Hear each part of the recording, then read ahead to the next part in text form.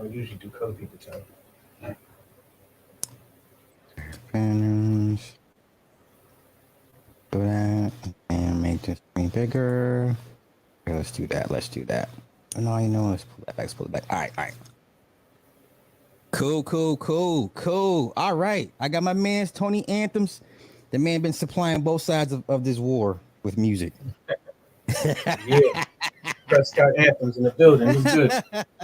Get my camera good. Get my camera straight. You know what I mean? Yeah, All yeah, right. get here, man. All right. So how you been? What been it's been a minute. It's been a minute. Yeah, it's been a minute, man. It's been a minute. Um, just chilling, taking it easy. Yeah. Working hard, man. Putting out, pumping out this little content. Uh, you know, really feeding 30 platforms. So YouTube, I'm Okay. a very small YouTuber. So but as far as like getting stuff out to Spotify and Deezer and Apple Music and all that other stuff, so I Okay. try to put out 3 joints a week, 3 beats or whatever. And but What? what I really enjoy is doing the videos, like doing some video editing to go along with the theme of the music. I've been Right. getting into that, you know. So Let me ask you this. Why do independent artists make it harder than what it has to be? Like you said, there's 30 platforms to put your music out here. You can make a video literally with your phone. Why? Like the young guys get it, but some of the middle-aged, older guys, what's the issue? Do you think? you mean like basically the rappers from like the '90s or artists from the old school artists? Yeah, Um, yeah. I think they were kind of spoiled with budgets. Okay. Um, because I remember one time they was interviewing Jadakiss, and he said that that's one of the things that he liked about that era was the budgets and stuff. And being able to get like 20,000 for a verse just to do a feature. I guess it may be a lot of different because I noticed that a lot of people swap features now more than anything. Right. But now I think that's what it is. And then like I said, the A&R is a lost art. So the artist development and those other support channels aren't as there as it used to be. Hmm. So I think I don't know, and then I'm wondering if there's a stipulation in the contract or something to where they can't maybe put out things because it's kind of weird. Well, yeah, how I'm used to the contracts reading whatever music you create while you're under that contract belongs to the label, and you have to get their permission to release it. Right. Or if they don't give you permission or they reject it, then you can throw it out as a mixtape, but it still comes back to the label. At the end of the day. So when Bow Wow says they need to bring back A&R, I laughed when he said it, but he said they need to bring back A&R development, and I'm like, they're never going to do that because that's going to take more time and resources. Like, Takes more time, and yeah, it's a microwave industry now. right, right, There's really rarely any classics or things that the kids really stick to for a very long time. It's like they hype about something for a limited amount of time and then it's on to the next, which is why you'll see like a Drake have so many albums, so to speak. right. A large body of work, or it's the single game. People put out a lot of singles, heavy singles, because once that single goes out, That's it. it's done. Yeah. Like for example, Ice Spice and Nicki Minaj did a joint.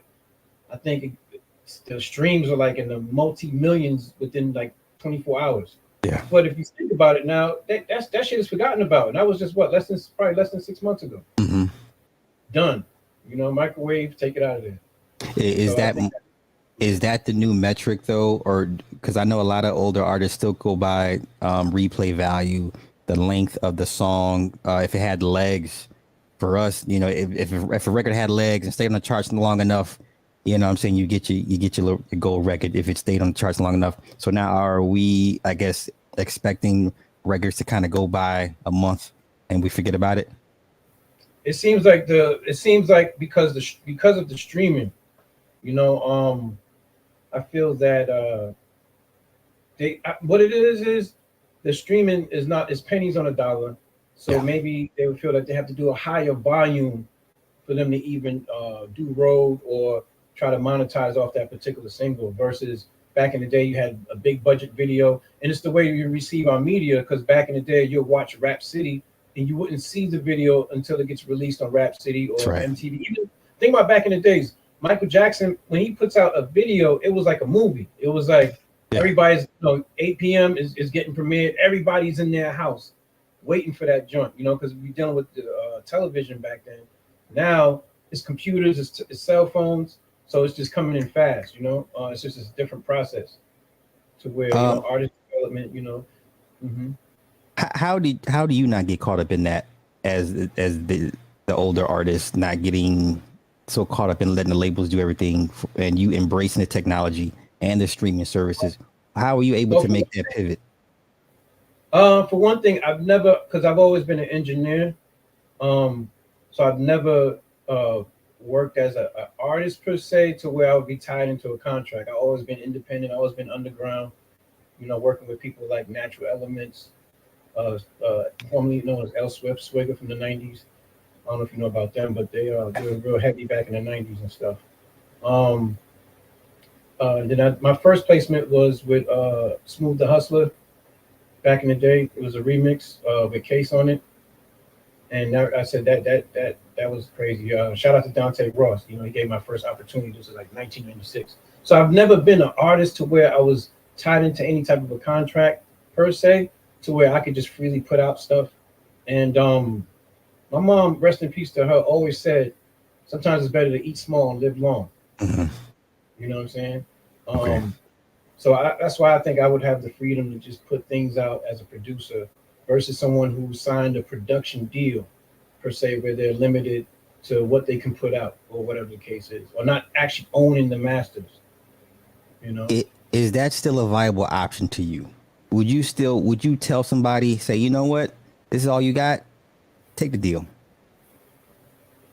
If they want to, I would say if they want a major commercial push, maybe so. But I would say, you know what, if you're a homeowner, because I play with real estate a little bit, and you got some equity in the house, man, just take out a loan. If you got like $200K equity, just go ahead and take out the loan from the bank, man, because the bank just want their money back. Yeah. The label, they want your masters, they want your publishing, they want this on the back end, they want your merch, they want, there's a artist, I think his name is Russ.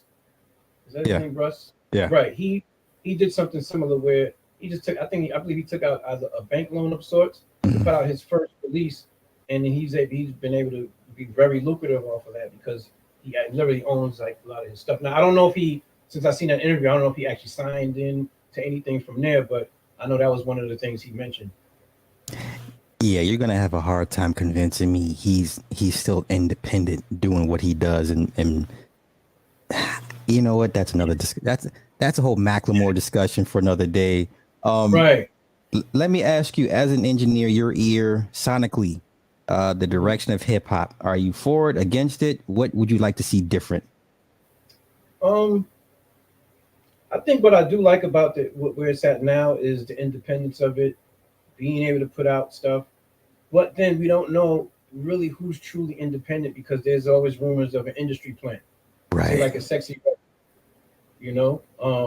she would be, people say, oh, she was an industry plant, or Tekashi was an industry plant, or whatever the case might be. So what I would say is that I'll say for the sake of art and be able to have creative control, I like where it's at in that sense, even though this shit is a little ratchet, it's a little out there, a little crazy, as far as the female rappers, they say some wild shit, man. Like, her merch is crazy too. Sexy Red has like STD lip gloss, like named after like gonorrhea.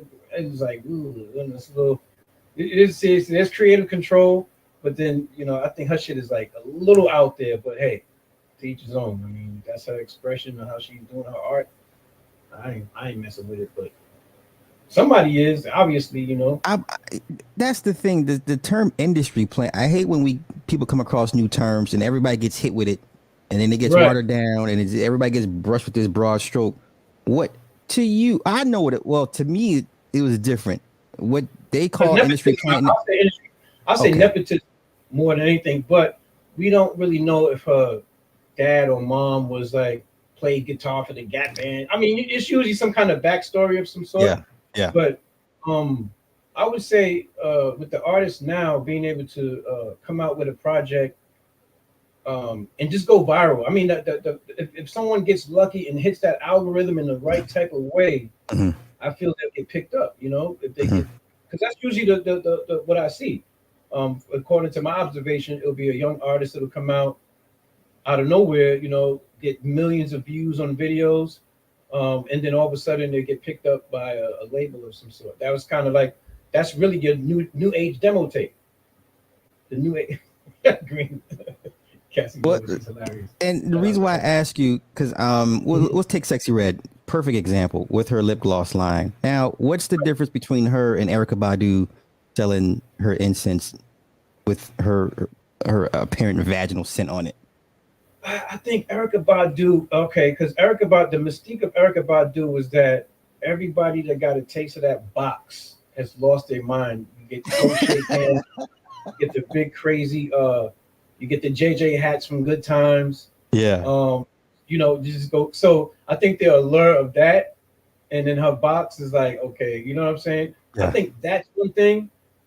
And then she's what I call the herbal tea type chicks. I dated yeah. a few of those in college. You know about the whole If you know, you know. Yes. if you know what I'm Yeah. saying? So I think there's and then her just having, she's wearing the big witch hats, you know what I'm saying? So I think there's something really mystical about that in that way, which would be kind of intriguing, the MILF fantasy. Hmm. You know what they say, oh hey, listen. They going. I don't know if I don't want to curse because I'm a comedian at times. You know what I'm saying? I'm a little loose. I'm like Eddie Murphy. I'm a little loose with the words. I don't want to cuss all over the platform. You know what I'm saying? But let's just be for real, man. These cats is going. Because I remember when I was in my 20s, it was always the fantasy of like, remember American Pie, the movie American Pie? Yeah, Stifler's mom. Right. That was always a lot when we was young. We was on 20s. We always going for the older joint. You know what I'm saying? Now these cats is like once a chick is 27, oh no, you hold the danger zone. You hit the Crazy. wall. It's over for you. It's crazy. So Erica Badu, isn't she messing with a young cat or something? I Yeah, think another it's young dude. Yeah, yeah. He's in his right. 30s. And Yeah. you already know sometimes we chop it up behind the scenes and I'll show you there's a joint from my hood, the little light skinned joint. I don't know if she's Dominican, Trinidadian, I don't know what she is, but she's bad. And she got 4 kids, bro. Cats they going. If they see her, they going. Okay. She's So bad. now we're gonna pivot. So we're gonna come back to the I hip don't hop, want but to you, say it just okay. Erica Badu. Okay, no, so that's the whole thing. But the Erica Badu thing, the MILF thing, the MILF fantasy, the allure, the magician, witch hats. Okay. Now, Sexy Red, I don't know. Gonorrhea lipstick. I don't know, bro. I don't know if I really want. You know what I'm saying? STD association is kind of crazy when it comes to like the lip gloss thing.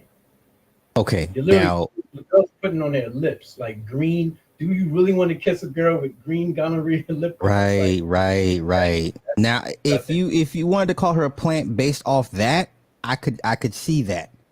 But right, somehow she's found a pulse with her demographic, and right, the market dictates what is hot, and the market says we want Sexy Red, good, bad, right. or indifferent. Is she She's getting doing. Like, did she perform at like a high school or some crazy shit? So I mean, the school teachers are in on it. I mean, I don't know. It's crazy. So that's why, yeah, I get what you're saying in that aspect. Maybe she's maybe it might be some type of an agenda going on in that case.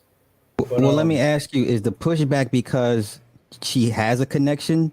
They found some part of them they identify with. Is that the problem with the well, when Sexy I read Red? the comment, because I'm a comment king. I'm a comment comedian. We be I troll the chat. yes. People know me for trolling the chat. You got content creators out there that can't stand. Shout out to Platinum. He called me out the other day. Are you pissed So off yo, Platinum Elite? I read the Yo. comments. When I read the comments, and is a lot of black women will say, "Yeah, she's just so real and she's authentic." All the comments are saying that they can identify with her, man. Okay. And you remember your series? What's the series you got? The chicks with the nasty, the broads are nasty or whatever. Like you show like those clips. Oh The yeah, guy yeah, yeah, doing yeah. The street interviews that we see with old yes, boys in Brooklyn. yes. I mean, come on, it's clear as day that these, it's wild out there now. It's the wild, wild west of sex. And then she's kind of representing that archetype to where these women can relate with her. And then you got women in there that may have good jobs, you know what I'm saying? They might work at the embassy in DC or something, and they're relating with this woman. Right. I don't really see too many women calling it out per se, so there's some type of a connection there, man. And that little money, is she gonna spend that wad of cash that she be saying with that bread? I want to say it's prop money, to be honest with you, because you're really not gonna run the risk. To me, I think it's prop money. It's gotta be prop money. If I'm her manager, I'm like, you're not gonna walk around with 50 grand, like 35 grand. Like, we're not gonna do the black youngster thing. We're just not gonna do that. No. Crazy as hell when I see that shit. And that's what makes it even look more. If she gets a cartoon, a Sexy Red cartoon, and that'll be or a comic book, I won't be surprised, man. That would be dope. See, I'm looking at this from a marketing standpoint. Like, if I'm her management team, yes, yeah. Like from a Bebe's kids, it'll be like Sexy Red with her two Bebe kids. The baby daddies just got out of jail. The two baby daddies are beefing. One is a blood, one is a crip. I mean, we could. Hey, if they want me to write a little pilot, you know what I'm saying? Give me a little bag. We could make something happen here. And know what? I think with the STD thing, it's not as the stigma behind it has been minimized to a point where the majority of people have herpes. It's okay. They got medication for that. HIV, you're not gonna die from it. We got medication for that. So now the next do the helicopters. Somebody gotta put the helicopters in the chat. Yeah, you know what I'm saying? So it's true though. It's crazy because she interviewed, I think it was Angela Yee, the lip service podcast joint, and she was talking about. She said she caught chlamydia twice. Sexy Red, that's what she said. Okay, now here's my pushback to that, to the people that say that it was cool, old dirty bastard on MTV. Oh yeah, right, ODB. You know what? Now that I think about it, you're right.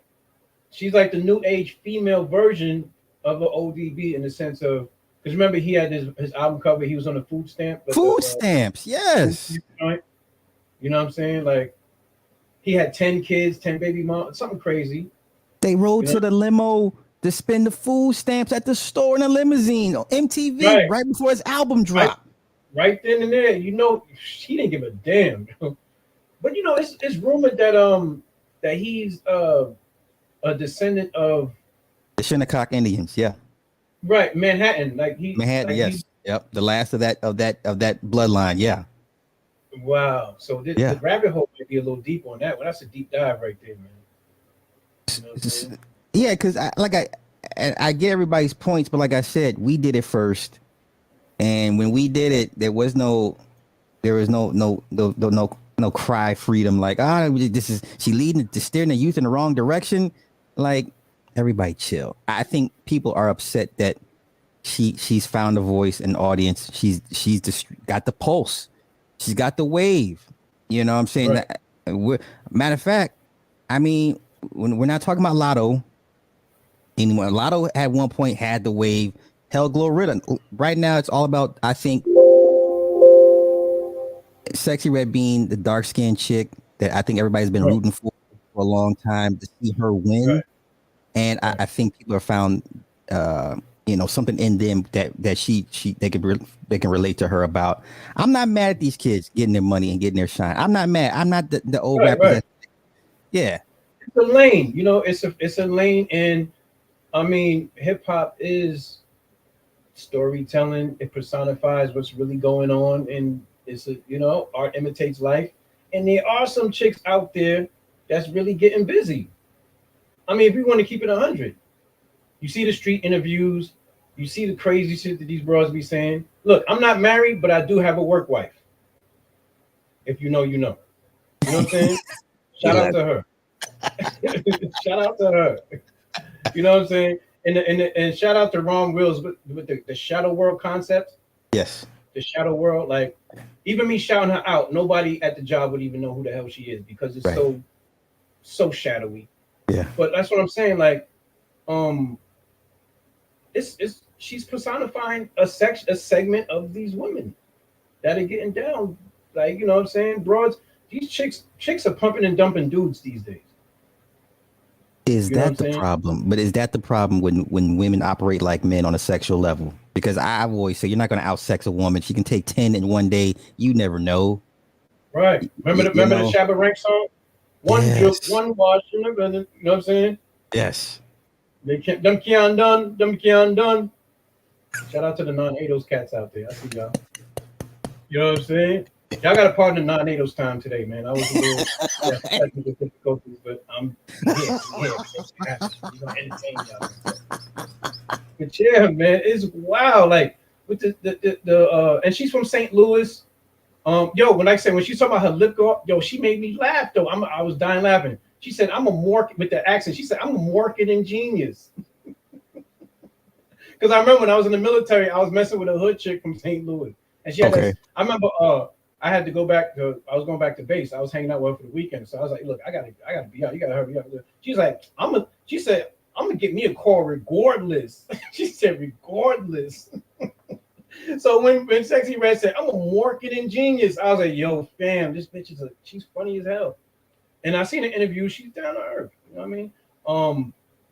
The thing about it too is, see, back in the days, you know, the female rapper would be like a bad joint. You know what I'm Mm-hmm. saying? Mm-hmm. Sexy Red is like you know, she's a typical. She's not the 100% glammed up. She's got the cheap weave, the dollar store weave. You know what I'm saying? Right. With the dollar store lace front. She's relatable, man. I mean, Hood Rat's been getting it in. Like I don't understand. Like I respect the Hood Rat because she understands what she is. She knows what she's Right, about. She's right, unapologetic as she should be. And it's like, okay, she gives you a choice. You want to fuck with her or not. I can't be right. mad at that. You know. I'm curving. I'm curving. To be honest, I'm a curver, but to each his own. You know what I'm saying? I ain't gonna lie. I'm a curver. She scares me, bro. That Does that she that earring and the lip and all that shit, and all the while in see? her little stories. I'm her and Sukiana. I'm running, bro. Are you? Like I'm out of there. I'm not going. I'm sorry. I'm gonna be honest. I'm not. Now I mean, I'll tell you. I'll go if I was going. I'll be honest. I'm not on here fronting, but they're terrifying with the freakiness, bro. Like You I'm know. talking about. They're in great territory, bro. Yeah. Like I wouldn't trust being in the room alone with Sukiana. She gonna try to take my shit, bro. See, and you know it's funny. The more I watch Ice I'm gonna take you Spice, for no, it's funny you say that because the more I watch Ice Spice, I'm like, okay, I like her. I get it. I get it. Oh, I like Ice Spice. I I like love her. her. She's from my hood. She's from my old block. Okay. Okay. Bronx, South Bronx. She's from my parents. They when I was 5 years old, they moved on up like the Jeffersons. We moved uptown to the suburbs. But Okay. I'm originally from 63rd and Girard Ave. So that area, the Bronx, that's my shit. So when I see her, I like Ice Spice, man. I'm not gonna lie. I'll be bumping the joint. What's the gangster bitch? I think is the song. She got with Tate, with the dude. I still play Deli. I Oh, still play Deli. I'm not so yeah, much, but I Deli is bump my that. I shoot shit. jump Like, shots to that joint. I work yeah, out. She got Deli some. is my She got, shit. she got a wave. I like her little voice. A little. I like that bitch, man. I'm going too. I'm going. I don't give a fuck what these niggas is talking about. When it comes to Ice Spice, I'm going. Yeah. I'm going. Well, are people being Okay. realistic about their likes and dislikes with these artists? Are they looking for things to not like? I think people are just being picky just to be picky. Like me, if the beat is bumping, you know what I'm saying? Like they took that joint from the I Need a Girl joint from Bad Boy. Loon and Puff had that song. I Yeah. need a girl to run. That joint. See how she took that sample and flipped it Yeah. for that beat. So if you were older cat like me, that's how she got.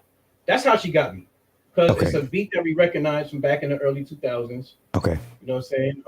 And it kind of resonates. And then with her flowing, and you got the dude on there. And the storyline is relatable. Some hood shit. Like I think he's the side nigga threatening her dude. Shit happens in the Bronx like that. It happens. So Yeah. I like the beat and I like the way her voice sounds. I like the little flow. I mean, because the thing is, people are expecting the supercalifragilisticexpialidocious, lyrical, spiritual miracle. Come on, man. Sometimes that shit could be a little corny too, man. Let's just be honest. And then if you're trying to do road and you're trying to do shows, you want the crowd to be able to recite your lyrics. You want to be able to take the microphone and point it Yeah. at the crowd You know what I'm saying? So Yeah. sometimes simple is better, bro. You know what I mean? Like, Okay. even with my production, I've done my production down now. I do very simple beats, simple bass lines. I lo-fi the fuck out of my shit now.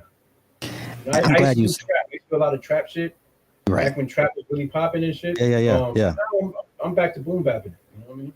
See, I'm glad you said that now because this iteration of hip hop with these kids, the music, the product, just this sonically, it's different, and that requires a different type of flow that most people from the '90s are not accustomed to. Migos still gets backlash for the Humpty Dumpty flow, but Oh, it's been like this for what been since done, bro. That's what 6 6 yeah, Bone Thugs, kind of like sort of, but Bone Thugs is more singy a little bit, but yeah, yeah, that kind of the triple, you know what I'm saying? yeah. But yeah, I fucks with certain Migos songs. That one joint they got with Jim Jones and shit. Like I have a very interesting playlist because I used to do mixtapes, so my ear is just like crazy. Like it's certain joints I appreciate. But I feel like sometimes people are being way too petty and picky about what they think is hot and what's not. You know what I'm saying? They have the highest expectations out of the shit. When sure, as long as you could do a little two step, honestly, that's why it's good to go out sometimes. Even Hmm. if you just go to a shoot pool, go to a sports bar, shoot pool, Hmm. just do your research and just hear the music. You do a little two step. You're in a college town somewhere. You got a little 24-year-old joint. You know what I'm saying? You do a little. You're gonna be all right. This shit is hot. I'm fucking with it.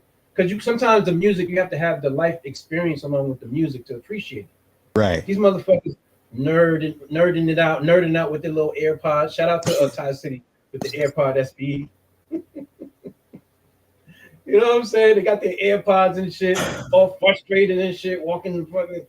Bro, go to the club, go out to a little sports bar, lounge, and hear the music in a different format where you can really appreciate the ambiance of it. Yeah. And then you realize that sometimes simple is all right, you know? Yeah. I think people want to hear Lauren Hill. It's like no, like Nah, it's not. I don't know if that's gonna happen. no, no, no, no, no. Okay. Will you see a reemergence of a Lauren Hill type? What was her name? The that rapper is it Rhapsody? Rhapsody is the next. But we don't really get a main. But we don't. It's the. You know what I'm Exactly. saying? Yeah. Who's It's the other just not. chick? Who's the other Jade? What's her name? She's been around Oh, forever. Sonya Blade? Jade. Jade. Is her name Jade or something? Yeah. See, once again, It doesn't resonate. the market Like doesn't want it. nobody's really right. There doesn't seem. Whatever happened to that chick from Detroit, man? Little brown skin joint. I like that little joint too. Was it not Try me. Dej Yeah, Loaf? Age Loaf. I What don't know, happened man. to her? They dropped the ball with her. Yeah. Oh, they dropped the I like ball the with little her. brown skin. I be liking the little petite, little brown skin, little fireballs, man. Yeah. Lola, oh Lola, I like Lola too, little Brooklyn chick. Okay. Okay. Yeah, Okay. she got the pistol in the purse. She one of them How, little brown. how do you But I don't know, you know. Hmm, Lauren Hill type. That's a stretch though, because Lauren Hill had them.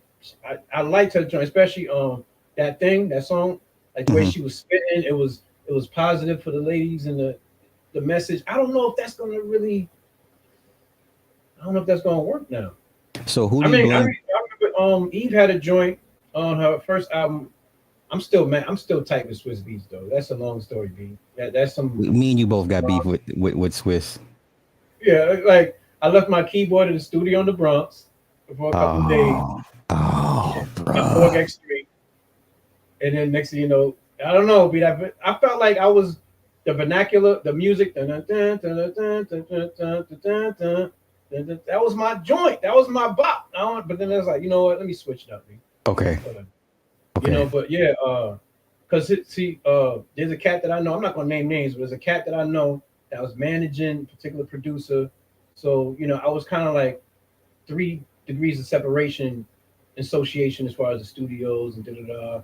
My discs. That's when Korg had the blue discs with the whatever. But it is what it is. But EVE had a song about domestic violence on her first album. You know what I'm Love is saying? So blind. Yeah, love is blind. Yes, yes, right, love is yes. blind. Yeah, exactly. You know what I'm saying? So I don't know if we're really going to get that. If somebody's going to do that, see, it is a different thing too. The marketing, they're going to have the visibility of a sexy red, per se. You know? So let me ask you, Hmm. who who are they looking to blame for the market wanting what the market wants? So when you complain about when I hear complaints about the BET Awards, Sexy Red's there. Right. Okay, but that's what the market. So who are you mad at? That the Right, because market they've wants done the this. research. Like shout out to Star Report. You know what I'm saying? Yeah. I grew up on that cat. I remember I've been listening to Star since he had the Manhattan um what is that? They got like the cable TV, the local cable TV joint. Okay. Okay. He was the original. He was Drink Champs before Drink Champs in the sense of having a table with all the liquor bottles spread around. He used to take Right. calls, and Right. he's the people will call in. He'll hang up on them. Fuck out of here. Blah, blah, blah. You know what I'm saying? It's gonna be fuck about it. Hilarious. Yeah. Yeah. Then you had the radio show, and what he used to do is he'll play your favorite song. We was tight with this nigga too, because he'll play your favorite song, and then he'll end the song like 30 seconds into the song. He has a toilet flush fucking sound effect. Fuck out of here. And nobody's not gonna step to him because he got the burner on him too. So he got the blicky on him. I So if they remember. see him out in the club, they're not running up on him like that. I So still it was remember. just he was like the original hater, Yeah. the original unpopular opinion. You know what I mean? But No, I yeah, still remember the day that he played that airplane crashing, dog. When Aaliyah died, dog. I was like, oh, nigga, you can't do that, bruh. he took it there, bro. Yeah, he did. And he I feel like survived he it. knew. I feel like he knew something that we don't know, or he just, you know what I'm saying? For him to 'Cause his survive story and is come very back from that. Yeah. His story is so interesting. You know what I'm saying? Because him coming out to he's from Jersey, came to New York in the early '80s, hmm hung out. He's from the suburbs, but then he hung around the street cats and like shower posse dudes and all this and that. He's an interesting Renaissance dude. Be like he's definitely he's an interesting cat. You know what I mean? Yeah, he's in the vein of PD. Who was the radio guy from back in the '70s that came out of prison? He's in that vein. Like once in a generation, you get a guy like him, whether you like him or Right. not. You know what I'm saying? He has something to add. Right. Yeah. So hip hop is the sales are down 40%. Everyone's freaking out to a certain extent. Yeah, and the shows I heard the Little Baby show was like half empty or something like that. Okay. Like it's hard the tickets aren't selling like they used to. What do you attribute that to? I don't know if it's the inflation, recession, maybe people are not using their extra money for certain activities, and that's I don't know that I'm kind of wondering if it's that. See now, me personally, I'm a bachelor. I'm a little selfish, so I don't really feel the recession. I don't feel that shit. Okay. You know what I'm saying? I put reserves away. I'm kind of like a certain kind of. I'm like Star in the sense of, you know what I'm saying? Yeah. But what I'm saying is like, I really feel it has a lot to do with people just not. I feel like the craft is kind of dying a little bit. I would say hip hop is it's on life support. And the reason why I say that is because these artists, they have to beef. They have to come up with these beefs and these narratives just to get the attention on them. Or it's just something drastic, is a divorce, or it's something this, and then they got a project coming out. Young Jeezy, divorce. He's got a book coming out. Tyrese, divorce. Fast and Furious X coming out. There's always, I'm noticing that there's this little social media kind of attention whore antics that happens. The people get the shock value. The people react to it. Everybody's making videos on YouTube about it. All the content creators are eating off the carcass, and then it comes, a project comes right on the back end of that. You know what I'm saying? I don't know. I feel like the marketing rollout is almost like something they have to like drum up something to be relevant. Look at Nicki Minaj beefing with Cardi B. With her husband outside with his homies, like, yeah, you know what I'm saying? And all this type of crazy shit. You know what I'm saying? Yeah. Like, what is all that? It's like they have to just to poke their head out. There's got to be some type of drama attached to it. It's not. So I feel like it's dying, and they have to just. Nobody's really putting out music like that. Well, like it's more beef than it's music, I would say. Lil Boosie will do 1,000 Vlad interviews and maybe 3 songs. You know what I'm saying? So it's just different. And like I said, with us doing the YouTubers like y'all were onto this shit early. You know what I'm saying? So now they're realizing that damn, content is king. So now they're trying to either start a podcast or always be on a podcast or be a regular on a podcast in order for them to have some type of visibility. Because that's like you said, YouTube is fucking this is Studio 54. Yeah.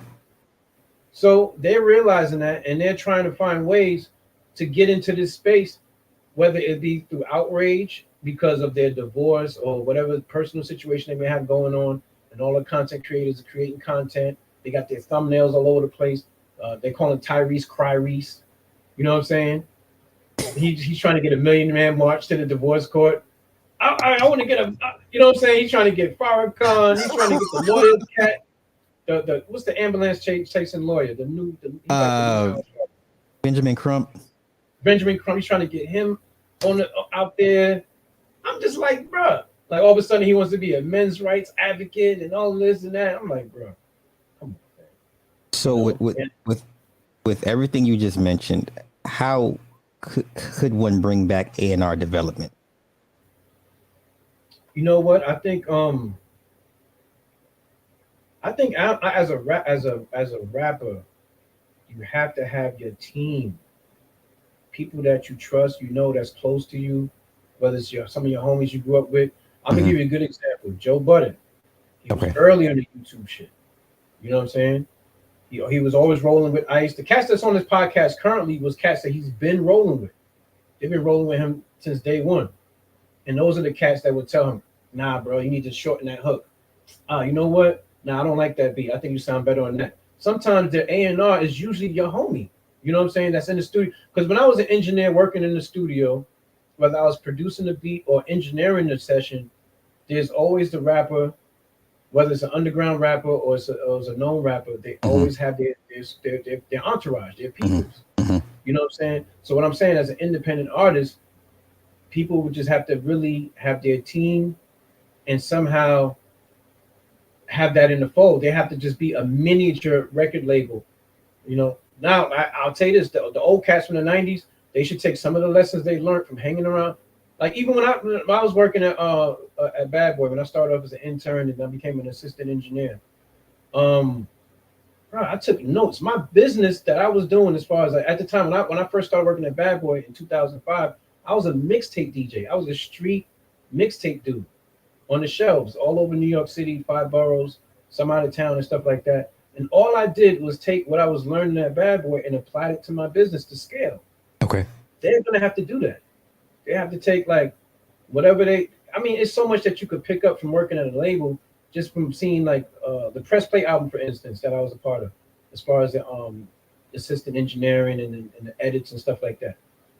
You're gonna see like the process from pre-production all the way to mastering, and who that you need to have on your team or subsidiaries or other affiliates.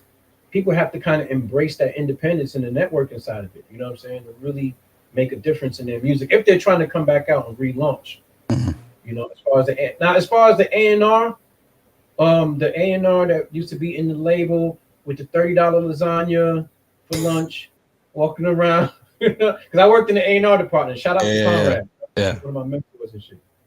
And Steve Dent. You know what I'm saying? He was actually the engineer for Biggie's first album. These guys are older cats that was a generation before me that, you know what I'm saying, I kind of studied under. The high profile exec thing, I don't know, man. It just seems like the labels want to get an already finished product and they just put a little push behind it. Which is why, No, I agree. A&R is like to be honest with you, I don't mean to cut you, but what I'm noticing from the A&R thing, it's like a hustle where they'll have, like how you got the Mansophire meetup, that's a pivot. They'll have the A&R thing where they'll get a space in Miami. They'll charge high price tickets to come in there. Yeah. And they'll just have a seminar. Yeah. It's a hustle. Are they going to ever work with these people that come through? Maybe not. I don't ever see. Matter of fact, a dude hit me in my DM on Instagram. He works with Nas and Dave East. I don't know that to be true, but I did some research on him. I seen he did like 1 or 2 records. West Coast cat. He hit me up. He was like, "Yo, I really like your beats. That shit is soulful. yada yada yada. Now we can read no. Now A&R would find somebody back in the days. They'll find you and they'll like be like, oh, come to the studio, whatever. They're gonna get you into the fold to get you going, Yeah. to get you signed, whatever the case is. Now you hit me up. I was like, all right, cool, cool, cool. And then that's when he hit me with the cash app, like, yo, bro, if you want to do a collab, I charge 150 for the da da da. Send your loops, and then we could collab in this, and then I can get you placed in it. I'm like, bro, Mm, and it made me an animal. So, yeah, I'm not going for it. I'm not going. Once I told him I'm not going, I ain't hear from him again. of course. I That's what think that's the sales approach. right. The A&R, what we would call the A&R today is a hustler who's finessing out here. Hmm. So it's a lost art. That's why I say that. Yeah, I think part of the problem is when the A&Rs became superstars. Like, there's one guy I used to fuck with. His name's Wartenberg. He's over there at RCA, Mhm. and he's got the chains on. He's driving the fucking McLarens and shit. And I'm like, nigga, are you Oh, the artist or you the A&R? Which one is? You know what I'm saying? Like, superstar guys like, A&R. yeah, see, guys like Steven Victor have been in the background for so long, but Mm, now all of a sudden you see him in the forefront. Whether he chose to do so or not, but because he manages right. Pusha T, but for a long time he's been long time, VP A&R over there at RCA. But that was part of the problem. No one should know what you look like. Like, I just get, as long as you get your credit, Right. move on to the next Right. project. Yeah. That's very true, man. And then Dante Ross was the first A&R I ran into in '96 who gave me my first placement. And when I met him, he had the crazy cell phone. The A&R was a guy who would get particular technologies before they drop. He had the cell phone, like he might have had the first StarTAC Well, yeah, joint before it was right. even You before either that had the shit even Star dropped. Tech, the Time Port, and that's pretty much all Right. that mattered. That's how we knew who was who, but by what we carried Right. on the head. His phone was like that shit looked like some Star Trek type shit. So I'm in the Yeah. office. I'm peeping game. I'm sitting there. Shout out to Swigger, formerly known as L Swift from Natural Elements. You know what I'm saying? He brought me in. He brought me in. He brought me to Def Jam. So we go up to Def Jam. I'm 19 years old, matter of fact. So I'm going up there. I'm like, all right, I got my little demo. I got like 20 beats on a cassette tape. So we go there. I meet him as the A&R, and I'm just peeping the moves. He signed Busta Rhymes, Leaders of New School. He signed a brand new beat. He signed his resume is crazy. Dante Ross's resume is crazy. He's in the Rock. He's in the, you know what I mean? He's a fixture in the game.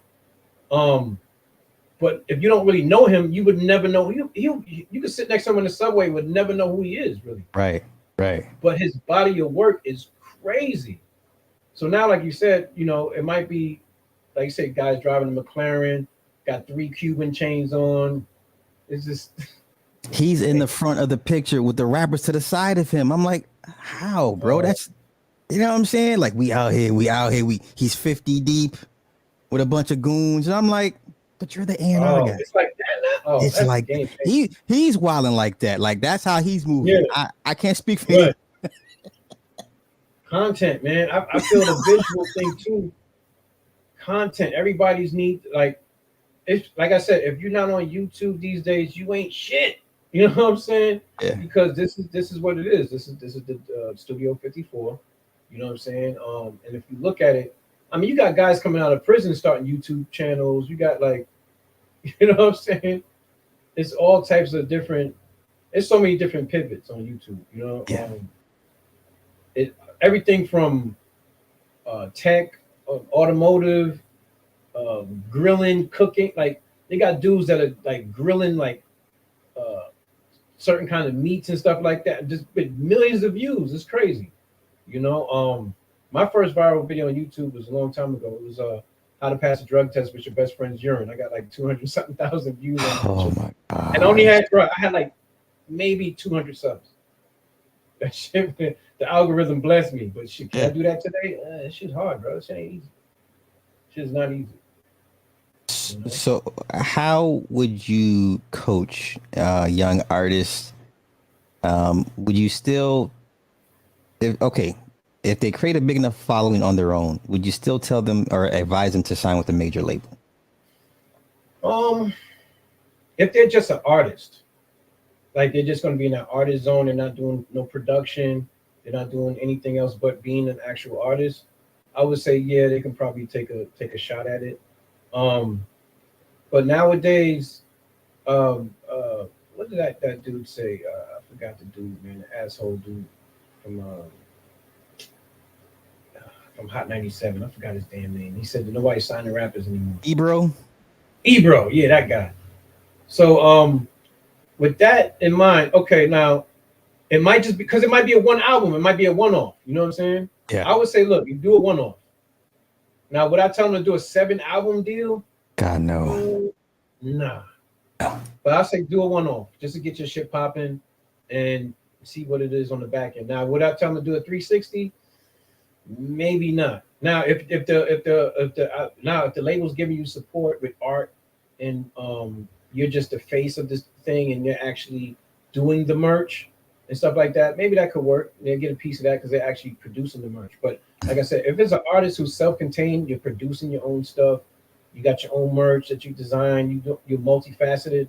I would say, man, eat small, live long, and take it from there. But put the money where your mouth is and get some good marketing. You know what I'm saying? You got a little $5,000 laying around, get you some YouTube ads, Google ads, and just try to get your shit popping. If it's hot, I feel like if the person has good music, it's gonna go. But yeah, why not? It depends on what the person has to lose. Because it depends on their situation. It might be a person who's fresh out of prison, they have a felony on their jacket, they don't want to do labor ready at the construction site. You know what I'm saying? Yeah. Their child support might be behind. They might need to go ahead and crack that little 1.5. You know what I'm saying? Yeah. I mean, it depends on what their situation is. But typically, a lot of these guys that are looking for deals don't even have a day job. Well, you know what I'm saying? Well, that's the thing. All these kids that had their viral moments that got noticed because they went viral, they all still ended up signing to a major, mid-major, or they went to somebody that got major distribution. Like it all ends. It's going to happen. I feel like it's going to happen anyway. Okay. So why not do it on the front end? You know what I'm saying? Unless they're just stubborn, independent, and they're like, nah, I'm good. Now it depends on the situation. If a person doesn't have no job, no good income coming in, they're fresh out. They just got out of Rikers Island 2 weeks ago or whatever. Their child support is behind because I know if you're coming out of Rikers Island and you've been locked up for a good 5 years, and if your baby moms went and got that Section 8 and food stamps, yeah, bro, you're in arrears. So you're gonna have to do what you got. You gotta do what you gotta do. Now, if it's a career person such as myself, you got a trade, you doing okay in these streets as far as like you got a good job where you make good money and you got security and stuff like that. I was like, use your money. If you make a good salary, take some of that money, put it in some marketing, and take some chances there and see what you can do. It would just be like a side hustle for you. But if you ain't got much of these cats don't really got nothing else really popping. First of all, they're too proud to get a fucking job. Okay. You know what I'm saying? The 9-to-5 shaming, even in this space, the 9-to-5 shaming and shit like that, it's crazy, which I don't really understand. It's beyond ludicrous at this point. It's ridiculous because having a 9-to-5 doesn't equal being miserable. Some of us actually like what we do. Okay. Some of us make decent, good money, and some of us actually have a pension to look forward to. Might be on pension number 2. It depends on what your situation is. Most people, even in my family, shout out to the 9A, those cats out there. You know what I'm saying? I was born in Manhattan. My parents are from the Caribbean. My father's the original passport bro. You know what I'm saying? You know what I mean? Like, what we talking about here? You know what I'm saying? You were born into it. Yeah, you got to get to it because most people that have a business usually have a job. Have a job, yeah. They have a job and they use their salary, they take a portion of that and they flip. If you take what you have discretionary income that you pay your bills with, and you have what we call disposable income. Okay, let's say you have about 40,000 a year disposable income. And you're like, all right, I'm gonna get a laundromat. I'm gonna go ahead and lease a commercial space. I'm gonna open up a store or whatever. I'm just saying, most people, especially if you're gonna get business financing or you grassroots in it, you got a job. You know what I'm saying? So I feel that, and like I said, all 9-to-5s are not the same. An anesthesiologist makes $325,000 a year. You know what I'm saying? Working in the hospital. So it's like, when I watch these podcasts and you got chicks talking about, oh, I won't mess with a dude with a 9 to 5. I want an entrepreneur, hustler. Do you realize the sacrifice it takes to be an entrepreneur at a certain level? Like, shorty, are you willing to roll your sleeves up and paint the inside of a store with this guy? Do you realize, like, this guy might be buying a commercial space that's gutted the hell out? Shorty, if you're not ready to roll your sleeves up and help him paint that mug, you might as well go ahead and get you the 9 to 5 cat that's getting home at about 6, and y'all could go out and hang out for the evening, especially if he's doing good for himself. Let me ask you this. When you observe content creators shame 9 to 5ers, where do you think that comes from? Is that shame? Being too cool for the pool. Okay. You know what I'm saying? Like, it's the stigma of, saying, oh, well, you know what it is too? It's projection, because these cats probably only worked in they might have just worked in maybe Sears retail. So they're thinking about a 9 to 5 to them. They think about like some retail shit where they cut your hours and Christmas is over, now you got 15 hours a week. Yeah, right. You know what I'm saying? They're probably not even thinking like how the broad spectrum of certain career fields. And then there's some jobs, like my job, for instance, bro, I got a lot of downtime. Like, I could literally bring a small NPC to work and make beats, like, on the job. You know what I'm saying? I could make phone calls. I could run a business out of my little office if I want. Like, really, like, some of us really have a nice little leverage. You know what I'm saying? So I feel like a lot of it is just their impression, or maybe they might have failed in certain areas and they just feel like, oh, 9 to 5 is I think that's kind of pretty much where that comes from. You know what I'm saying? Because anybody who's really an entrepreneur that's really grassroots with it knows that you're building your credit. You know that you might want to get a mortgage one day. Real estate is one of the quickest ways to, honestly, the most money I've ever had in my entire life in my account came from flipping cribs. Okay. You know what I'm saying? It didn't come from anything else. Well, flipping cribs, and then when I was doing mixtapes, street mixtapes, shit like that. You know what I'm saying? But I still had a job. How the hell you think I got the money to do such and such? So people have to be more realistic. You know what I'm saying? I think that go for your dreams. I'm not saying don't go for your dreams, but sometimes you can pivot your 9 to 5. Let's say, for instance, you're an electrician.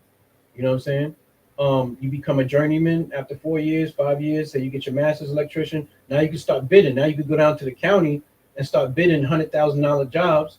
Get you a couple trucks. You know what I'm saying? Now, we got these the migrants that coming in. Tell Felipe, Jose, and them, get your little squad of them. You know what I'm saying? And you could make $1 million. Like, you know what I'm saying? So it kind of depends on what you're really trying to get into. But people think having a business equals you laying on the beach all day. They don't realize that you might be doing 20 hours a day. Right. Bro, when I was doing mixtapes in the streets heavy, like in the early 2000s, bro, yes, I made 6 figures, right? Plus a year. But I was doing 70 hours a week. I had to burn 1,000 CDs a day, bro, with the towers and shit like that, burning CDs. I had my the shorty, one of my neighbors around the corner. I was paying her $500 a week to call stores. I had a UPS, FedEx account, bro. You don't sleep. Shout out to J Arms. He's the one that put me onto the game. Like, you don't sleep hardly, bro. Like, so you gotta make a choice. Sometimes it's better to have a 9 to 5 that pays you well. When you get the hell out of there, you can go on and play basketball in the park like I do, and do other shit, make beats. You know what I'm saying? And just chill for the rest of your day. Because having a business, bro, that shit is a serious commitment. You know. And speaking of chasing your dreams, and I have my thoughts and my opinions, but it's not about me. How old is too old to start to be in this hip hop thing? Now, if you're a producer, I think you can do it all your life, like Quincy Jones. Okay. If you're gonna be a rapper, you just have to mature with your content. You know what I'm saying? Like, I'm trying to see who would be a good example. To be honest with you, as far as a rapper, because it's like a young man's game, to be honest with you, because it was literally started by teenagers. Right. You know what I'm saying? And the thing about hip hop is the mediums change. It went from radio, TV, music videos. Then it went to from that. Then it went to mixtapes, ringtones, mix CDs. Um, it went to so unless you're willing to change with the times and with the technology in advance, because you can't be 50 years old still talking about the shit you were talking about when you were 16. Mhm. You know what I'm saying? You can't. You're gonna have to mature. But then is your audience now? It's Big Daddy Kane. His audience matured with him, grew up with him. He could still do shows. He could still do road, and he's gonna have women in their 50s Still on the still pain, still trying to right. No get pennies on backstage. the Yes, stage. I agree. I agree. You know what I mean? Big Daddy Kane could do that. Yeah. You know what I'm saying? So it kind of depends on your appeal. Because like I said, being a rapper, man, you got to be somewhat of a ladies' man. Like, let's just be honest. The women are Okay. women are buying the records. Right. You got to be somewhat of a ladies' man. You know, that's how I see. I think honestly, it depends on when you start. If you can't start too old, honestly, I don't really think anyone coming into hip hop, unless you have a Rick Ross look, because we don't even know how old Rick Ross was when he started. Rick Ross could have been He was 35. old when he started. He was already pushing. That's what. But the When it, music was so hot every day, every hustling, hustling. I'm That not shit was fire. mad. I made a When, lot of money off them that mixtape. I came out with a series called Respect My Hustle. Bruh, I made good money with them shits in the streets. I had white boys running back up. Yo, bro, I lost the CD I bought from you last week, buying two more. That's okay. when the CD, the trunk game out the trunk, I got a piece of that. Yeah. Selling CDs out the trunk was a sweet time for DJs. But now I don't know, man. I would say, bro, you just I don't know, man. Because see, other genres like rock and roll, these cats could be old as hell still on stage. You know, like Kiss or I these keep other trying to cats. tell people like you cannot put hit. That's why hip hop is going to be the stepchild of music. You Right. can't. They can't do what everybody else does. They Like can't because it literally was hip hop started from disco, kind of like the disco break beats and stuff like that. It was always a spin-off of what was already established. So right. it was like, you know, it was a bunch of young cats who didn't have any instruments in the schools and they started banging on tables and creating.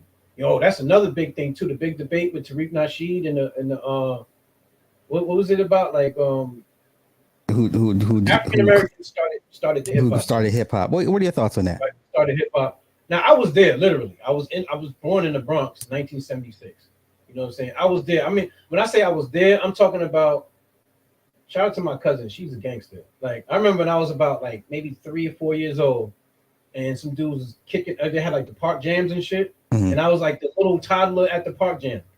And I remember clear as day where some dudes was like kicking sand or some kind of shit, and my cousin picked me up with one hand and was duffing niggas, boom, knocking. Yo, she was a gangster.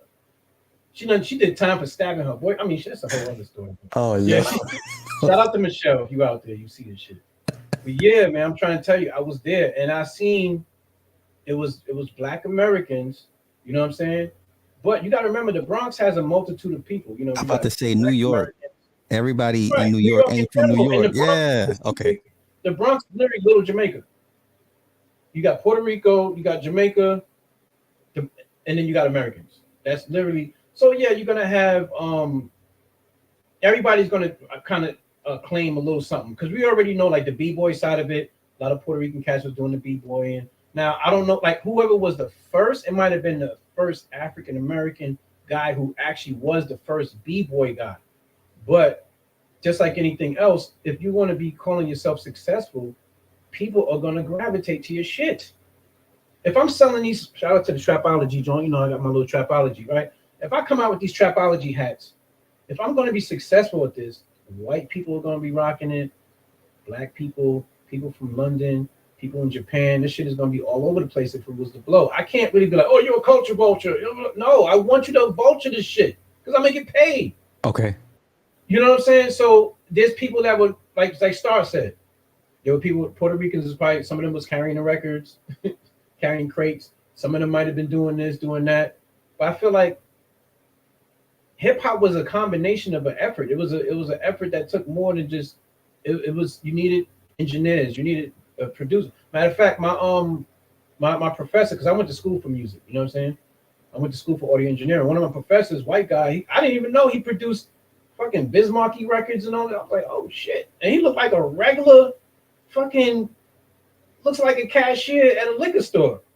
Like an old man that works at the, you know what I'm saying? And you wouldn't even know this dude got hip hop records on his jacket, bro. Like, you know what I'm saying? So you really don't know. Like, there's always layers to the shit. You know what I'm saying? So yeah, that whole debate is crazy, man. Okay. Do you feel that Tariq is sowing seeds of dissension amongst? Yes. He's an agent. Okay. He's an agent of chaos. Now I love his hustle because I bought his right. the Art of Mackin. I bought that book when I was in the army and shit. This is like the 90s, late 90s. I bought the book. It was interesting because, you know, when you're in the military, you have a lot of reading time in the army. It's almost like I never been to prison, thank God, but you know what I'm saying? I can imagine that guys that have been locked up have some reading time where they can read and whatever, right? Mm-hmm. Military, you get a lot of reading time. You being in the field for like a month, 2 months in the field. I read everything from the Art of Mackin to the Art of Seduction, the Art of War, like, you know, all that shit. And I respect his hustle and how he was able to pivot, but I felt that once he got into like the pro-black kind of thing, it gets kind of cringe. So I don't know if he's genuinely, I don't really know. When it comes to a hustler, you don't know if he's just hustling or this is how he really feels. You know what I mean? Because I feel like, I don't know, the little white supremacy shit, the suspected white supremacists. I'm sorry, but the white man is not on my mind like that, bro. I agree. Well, let me ask you this. How important is it that we get to the bottom of who created hip hop? Is that, in the grand scheme of things, how important is that to you? It's important in the sense of, because reason why I say it's not because African Americans have contributed and created every damn near genre of music. You know what I'm saying? Since vernacular music, when this shit was just voices. And so, I mean, taking credit for hip hop is like, bro, we created the shit that created hip hop. If you really want to keep it 100, like jazz and stuff like that, hip hop samples from jazz, disco, rock, blues. Bro, we got I mean, that's like Michael Jordan bragging about making a layup. You know what I'm saying? It's Jordan. It's like, nigga, you was the first. Jordan was the first one to really do the crazy dribbling and the, you know what I'm saying? So it's like, it's important, but at the end of the day, you got to realize that we created a lot of this shit, bro. You know what I'm saying? And just, you know, it's really, I feel it's just being divisive. Okay. In a sense, because as black people, bro, all this 980s, 80s, and all this. I know I troll when I say 980s, but listen, bro, that shit is sad. Okay, because as a black man with a U.S. passport, and I'm living proof, you can go to Trinidad with that U.S. passport and open a fucking bank account and get interest. You can go to DR, Dominican Republic, and go to La Nacional Bank with your U.S. passport, open up an account, and get 8% interest on your dollars. Chase ain't gonna give you not even 1%. I'm just saying, why do you think these Dominicans and these Jamaicans and these Trinidadians, when they get their paycheck, they send that shit right to their banks back home? Right. So what is the point of being divisive when we can actually network with these people? Buy property, network, open up a store out there, this, that, and the third. See, the so-called, what we would call the white supremacists, they want to keep our numbers down. So being divisive actually works in their favor if you really think about it. If we were to actually network as melanated people on an international level, first of all, hip hop, we'd be way the hell out of here. You know how large the market is in Africa? I mean, look at that concert. He had like 100,000 Africans like in the crowd and shit. Like, bro, if he was able to really network and get into some folds with the non-ADOS and all that type of shit, bro, we would be unstoppable as far as business is concerned. And real estate. Do you know that, bro? I bought a half an acre for like 10 grand in DR. Well, you can see the ocean. Come on, fam. Are you seeing that rhetoric like spill off into the real world? Are you hearing that that terminology used? Are you hearing these discussions offline? No. So these are mainly. When I'm in, as a person growing up in the Bronx, you know what I'm saying? You had the Jamaicans, you had the Caribbean folks, you had the American folks. Bro, we fucking on each other's women. Excuse my French. I'm hoping the algorithm. Well, we late into the show, so. Hey, it don't matter, bro. Okay, you got the Jamaican chick smashing American dude. You got the Jamaican dude smashing the black chick, having kids and barbecuing, and ain't nobody tripping about that shit. Like, I don't understand this shit like that. That's why I don't really get it with the whole, now the reparations is the fight. This is the thing. It was about, like, from what my observation, it was like, okay, you're non-NATOs, mind your business, reparations. Cool. I'm all right. I was born in Manhattan, but look, my parents ain't from here. I get it. I'll go deal with England. I'll go see what's up with, because honestly, honestly, look, we don't even know unless you really know that your ancestries came over here from. Because to think that melanated people were never on the Western Hemisphere before slavery, it's insane. It's insane to me. You know what I'm saying? Because I know my roots. Thank God I was able to know my great grandmother. She passed in 1997. First of all, my great grandfather was like the first black man in my family. If you really want to go with the history, like I got like German descent. When my mother's like my great grandmother was a mulatto. My shit goes to like Wales and shit like that. So at the end of the day, look, my great grandfather was like the first dark-skinned black dude, 100% black dude in the actual the patriarchy in my family. Mm-hmm. You know what I'm saying? But I was able to. I went all the way back to the mid 1800s, and I didn't have a connection to Africa on my mother's side. Right. On my father's side, there's like an Ethiopian connection from my great uncle or something like on the great side. But other than that, bro, like, what does it really mean? So, because if you were to take your grandparents, I'm going to tell you, if you were to take your parents, grandparents, great grandparents, great great grandparents, great great great great grandparents, and you put them in a police lineup, bro, you're gonna see a Chinese motherfucker, you're gonna see a black African, you're gonna see somebody from London, a redhead ginger, you're gonna see like a whole lineup of people that we are all nothing but a coincidence of the DNA. If you really break it down. If you if you literally take parents, grandparents, great grandparents, and you go all the way up and you line them all up in an assembly line, bro, you're gonna see all kinds of different colors of different types of people. You're gonna see an Indian motherfucker from North India. You're gonna be like, so at the end of the day, what does this shit really matter? If you really break it down to it. Well, it seems to. I mean, politically, it seems to matter. I don't. I think it's divisive, but do I think it has fair points? Yes, to a certain extent. Yes. It does when it comes to like getting your just due in this particular country, per se. You know what I mean? Because like I said, I'm first generation American. So whatever happened back in my roots was probably some Caribbean shit. Maybe my great great grands, maybe they revolted and broke off. I don't know.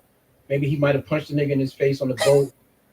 They might have all ganged up on a nigga and they had to run off and Trinidad to get away. You know what I'm saying? I don't know how the story went. Yeah. But what I'm saying is everybody's got their issue. Okay. If I gotta go deal with the Queen of England, she gotta go give me my shit.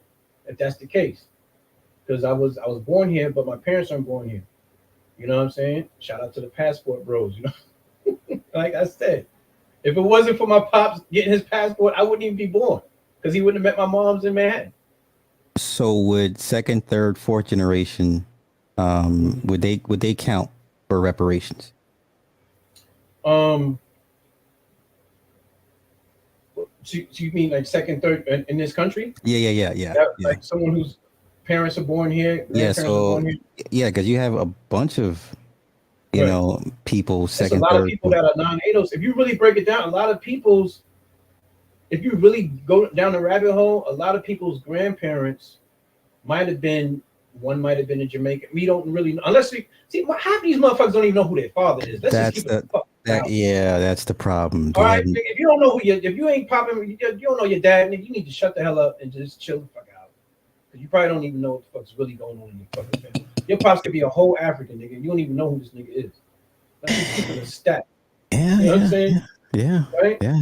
That's the first thought. Now, what I'm saying is like, as far as the actual chattel slavery, we go back to what the is it 17, 1800s? I mean, because but Jim Crow prior to that, the timeline. I'm trying to think about the Man, timeline. I don't forgot that shit. Honestly, Right. you, Yeah, you go me over too. so long. It's like, you know what? I don't care at this point. I'm just But like I said, if a person isn't a Black American person in this country, get your paper. yeah. Because the Jews, were they the Jews that got their paper? Was they actually the oh shit? I said the small hats. Excuse Is me. this is it? You know, it is what it Did is they at get this their? I'm point. saying, did they get their paper from living in? Did they actually live in Germany? Was they there? Right. You know what I'm saying? Because then now they're gonna like if they're gonna do the SBE, they're gonna say, well, listen, motherfucker, you wasn't in Germany. We German, we the German joint. You know what I'm saying? And he's like, Yeah. I'm from New York. It might be a New York small hat. And he getting his paper. So listen, let's get our paper. We gonna get our paper. This shit. Hey, you don't want me to get the paper. I'm Mm, smashing a bunch of Adolf joints. So I'm gonna get the bread regardless. I'm gonna pimp one of these bitches out. I'm gonna get the right. money. Okay. You know what I'm saying? Yeah. Yeah, yeah. Shout out to Third World Columbia. You said get out of there. You know, he had a question for you real quick. Let me pull it back Yeah. up. He said he asked why is it that rappers have an age limit on their career, but rock and roll country artists don't have an age limit on their career? Mm. I'll answer it, but I'll let you go in because this is for you. Like you know. I feel like because hip hop is supposed to be the epitome of cool.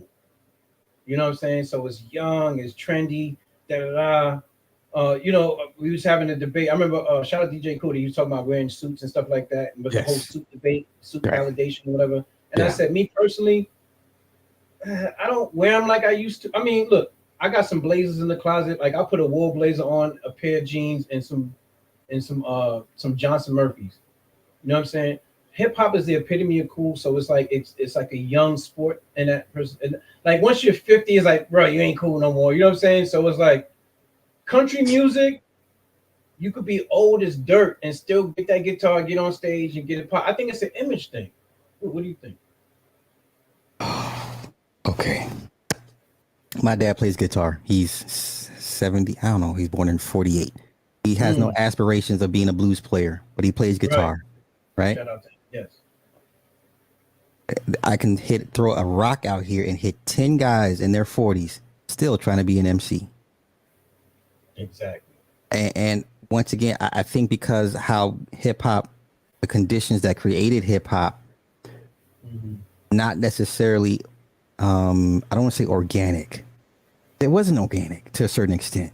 You know, if you take the actual music of it, I don't care about the culture part of it, the actual music of it, it came Right. from pulling from everybody else that already established genres. And I don't think hip hop has legs like that. It doesn't. And what the key thing that you said is instrument. Yeah. Your dad playing an He plays an, instrument. yeah, An yeah. instrument if you're talking about all right, your voice rapping lyrically, lyrics, you know, Do, you do you gotta con- really say, it's do you consider rappers musicians? vernacular music. I would say, yeah, but if they're not playing actual instruments, so that's why the pivot is kind of limited. Unless they get into production, things of that nature, is kind of limited. But like I said, Big Daddy Kane is one of the ones who's able to still do road. You know what I'm saying? Ain't nobody, I never seen nobody really shame him about that shit. No, but to be fair, Kane, all the old heads that still can do it, KRS-One, they're outliers to me because there's a score of a And they hundred started guys. young. Yeah, They're so trying it's to like, start at 40. It's kind of like, okay, you're in your 40s. It's kind of like Arrested Development kind of vibes a little bit. Because if you're all right, boom, if you coming in the game at 40, you gotta be on some real mature, like your whole demeanor gotta be just, you can't be coming in there with the pants sagging, talking about bitch this, bitch that, It's just not. Even they say Nicki Minaj is looking crazy, the cheap she auntie now. looks and sound crazy now. You know This what is I'm the saying? GOAT. This is the queen of hip hop. She's been Right. on top for 15 years. Oh Look how my she's goodness. going out. She looking crazy. But she did some twerking shit the other day, but she pulled the she showed her little butt cheeks and all that. I know Yeah, her. You know what? man. I know a husband. I know he pimping. I know he was holding the phone. Hey, as he's supposed to. Right, as he Yeah, should. as he should, indeed. Oh goodness. But is there a market? I don't see a market for 40-year-old rappers like that. Listen, Nas has dropped an album, and if we're going to go by numbers, it's a brick, Mm-hmm. right? We would call it a brick. Oh We would yeah, call it, oh we yeah. would call it A wood. lot of people not messing with the new Nas stuff. They're saying because of the they're not. I don't know if it's the production. Now they're not. From what I'm hearing, people are not really messing with the production like that. They're feeling that he should go and get back in there with DJ Premier, maybe do some kind of like different type of vibe. But I don't know, man. I feel like It just don't. It doesn't age. It doesn't look good when it gets old, man. Like Kane is probably the Big Daddy Kane is probably the best representation of what old hip hop should look like. But even as I get older, if I'm in my 60s and 70s, I don't want to go see the Wu-Tang Clan in their 80s. no. I don't want to see that. I'm sorry. I'm 47, and to be honest with you, I don't really listen. I'm so caught up making beats. I don't listen like that. I listen to shit when I'm working out. I'm playing basketball. I'm gonna throw in, you know what I'm saying? Like I said, I'm gonna throw in the Ice Spice Gangsta Bitch joint. I think that's the name of the song. I'm gonna throw in that Ice Spice joint. That shit is knocking. I'm gonna throw in but I'm a classic kind of guy. Like the locks, the joint. You know what I'm saying? Yeah, yeah. You gonna make it. My playlist is kind of vintage. You know what I'm saying? Big Pun, Beware. Ghostface, the Supreme Clientele joint. Like actually, Ghostface did that Red Bull freestyle. I'm messing with it. I like that joint. Ghostface gets the ultimate pass from me, bro. Okay, because you said that. Because you said that. I mess with Ghostface. That Red Bull freestyle. Huh? Oh, okay. How did I frame it? I forgot the question I asked about Raekwon, but Cuban Links. Yeah. Oh wow. Raekwon without only built for Cuban Links. Right. Raekwon is mid-tier. Do you agree? Yes or no? Yeah, because he did like this pivot. He was doing the ice water joint or something like that. Or some shit. Yeah, Ghostface on couples therapy. But this is what I'm trying to say. He wasn't putting on the.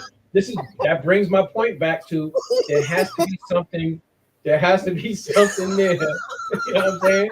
Whether it be embarrassing, whether it be a bad look, but it's a look to keep their name in the algorithm, bro. Couples therapy. If you gotta do all that to stay relevant, I don't know. Joe Budden got on one knee for Theory, and she curved him. Oh my god! He got curved.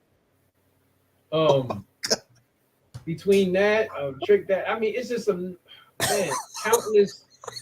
It's crazy. Cardi B with the crazy braids, mad aggressive. She had the gladiator braids and shit. Fighting broad. It was just. Listen, that's what I'm saying. It's a mess. You've seen nothing from Rock Dude since Ozzy Osbourne with the Osbournes on MTV. You ain't never seen Rock Dude. Right. Rock Dudes be like, nah, we're not gonna do that dumb shit. We're not gonna do what Ozzy did with our family. Even Rock of Love. Was that Rock of Love or something like that? Bret Michaels, yeah, with Bret Michaels. I remember that joint.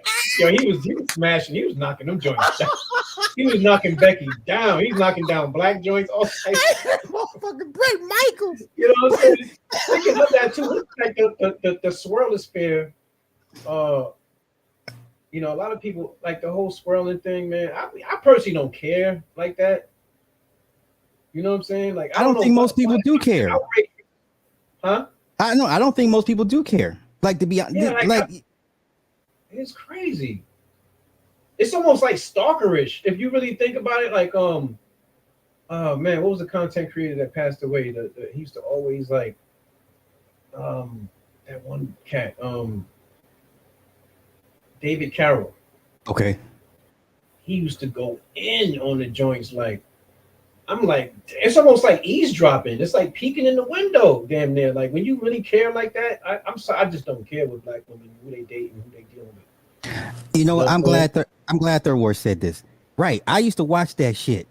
He wouldn't marry Sharon. Now, mind you, Sharon was He would not to the very last episode after they had like a 5 or 6 year run. He finally married her, but the kids was cool. The son played good talk with his daddy. The daughter was doing her business. No fuckery. Gene, and he went back to the homeland. He was like, I didn't know he was a Jew. You know what I'm saying? He was crying over the grave. Yeah, he went back to the homeland, went to his parents' grave site. The great parents started crying and shit. Yeah. There was no fuckery. Yeah, they show him going on tour, and I'm saying to say this: you don't see rock dudes go the love and hip hop route. No, you know, I really haven't seen much of that. You know what I'm saying? Like exactly. Yeah, they have a limit. They're like, you know, we're not going to do that. And that's the thing about hip hop is like what I'm saying about like with the hip hop with the age limit. When they age out, they have to do something crazy, like the couples therapy. They had to do the love and hip hop because you know this is mostly, you know what I'm saying? It's crazy when you really think about that. It's always something shocking that to kind of have relevancy in the algorithm. It has to be, you know, what is it now? What is it? The Jeezy divorce? But then he, like I said, he got the book. He dropped the book simultaneously. And they never get really divorced. Like I've noticed about the marketing pivot too. Okay, talk about it. It would be like a divorce supposedly, but it doesn't happen. They get back together, then they drop a project. Yeah. They got the what's the shit? Will Smith and them. They were separated, but nobody really knew. So all the antics and all the shit that was going on really didn't matter at the end of the day. Right. You know what I'm saying? Like, yeah. But the only thing is though, smashing your son's homie. That's out of order. That's completely out of order. Out of order. If that really happened, I don't know, because I feel like sometimes I feel like this. We had television, we had the Cosby Show, Family Matters, so on and so forth. That was our entertainment. But now with the internet being an entertainment, it's almost scripted, made up. I don't even know if these things actually occurred. You got to think about the crisis actors at certain events. If these events are staged, the world is a stage. Everything from the guy that got with the police killings and the and I've lost track at this point. There's a lot of agents. Then you got the black women calling niggas bullet bags, and you know what I'm saying. So it all kind of like I'm like it's a little simultaneous, man. Like the agents of chaos, the crisis actors. It's a lot of bullshit. And that's why I tell guys like with the Manosphere now. We'll pivot to that a little bit. Yeah. Okay. You know what? For last question, we can definitely pivot to that. Third word. Yeah. Are there any hip hop rap artists that can transcend time with a catalog of quality music? And if so, who would you say those artists are? Man, I mess with Ghostface, P. I'm sorry. That Red Bull freestyle, that shit brought me back. Like I felt like I went shopping. I went and bought like 10 outfits after he dropped that joint just to get fresh again. Is it easy to say that Ghostface is probably the MVP of Wu-Tang Clan? Because a lot of people would say Meth, but he's the biggest star. But as far as the glue that kept him relevant, is Ghostface. Yeah. I mean, like I said, you got your usual suspects. Yeah, your usual suspects. His acting pivot is like I like his acting pivot. As he should. As far as music, yeah. As far as music, I mess with Meth. Red and Meth is definitely a staple. But when they get real old, it's gonna look a little crazy, probably. The Red and Meth, because when you think about Redman and Method Man, you think about like the mosh pit. You think about like, you know what I'm saying. But their audiences. Once you got that white audience, though, man, it's hard. It's why, yeah, you're good to go at that point. Right.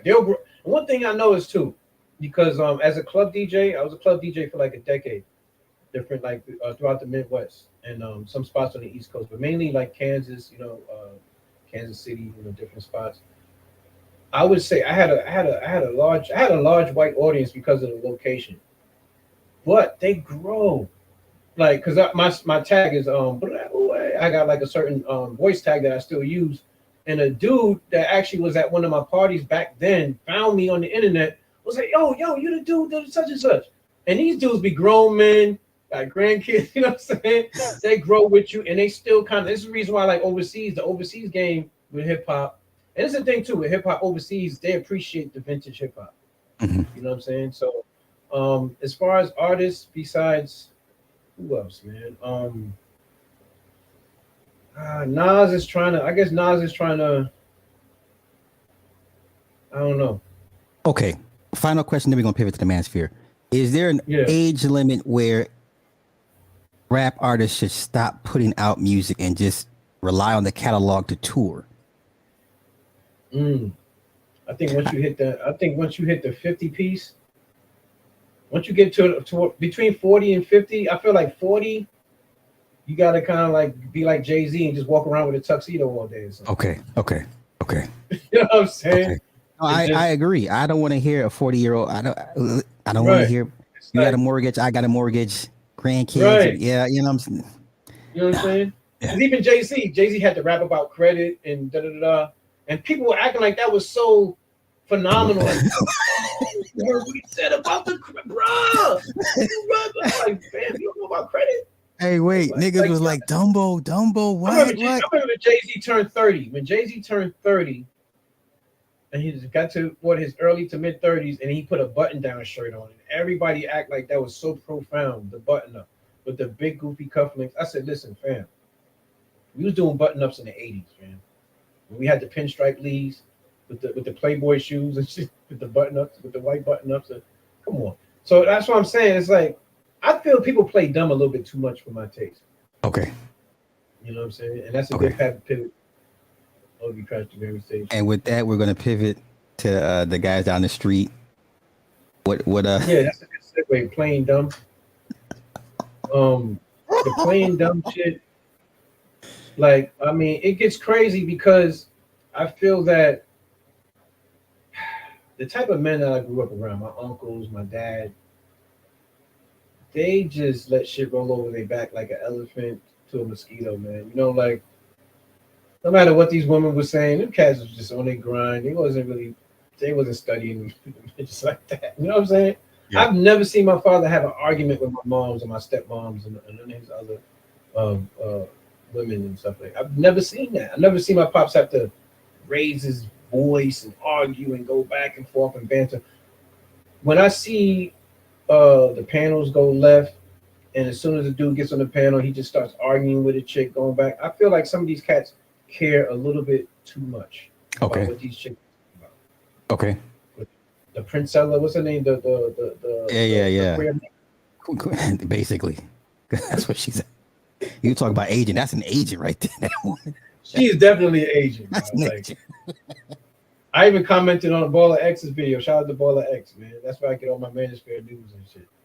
But why do we care about what she really? Because I feel like caring is promotion. Okay. Because then once you care, that's when you start doing live streams about the chick. You got her thumbnails all up in the Mansphere. And now she's getting more popular. She's getting more. I mean, she has a cult following. The promotion of Pearl. The outrage. I feel like the fake outrage in a sense, and the plain dumb. To the point where, and shout out to Ty City, he made a very good point when he said where the women are actually now purposely making content to outrage dudes. Yeah. Like the 48 Oysters. The skits are just going wild. Like, and I'm like, why is everybody reacting to this? Half the time you don't know if it's real or not. And this is not what I choose. Right.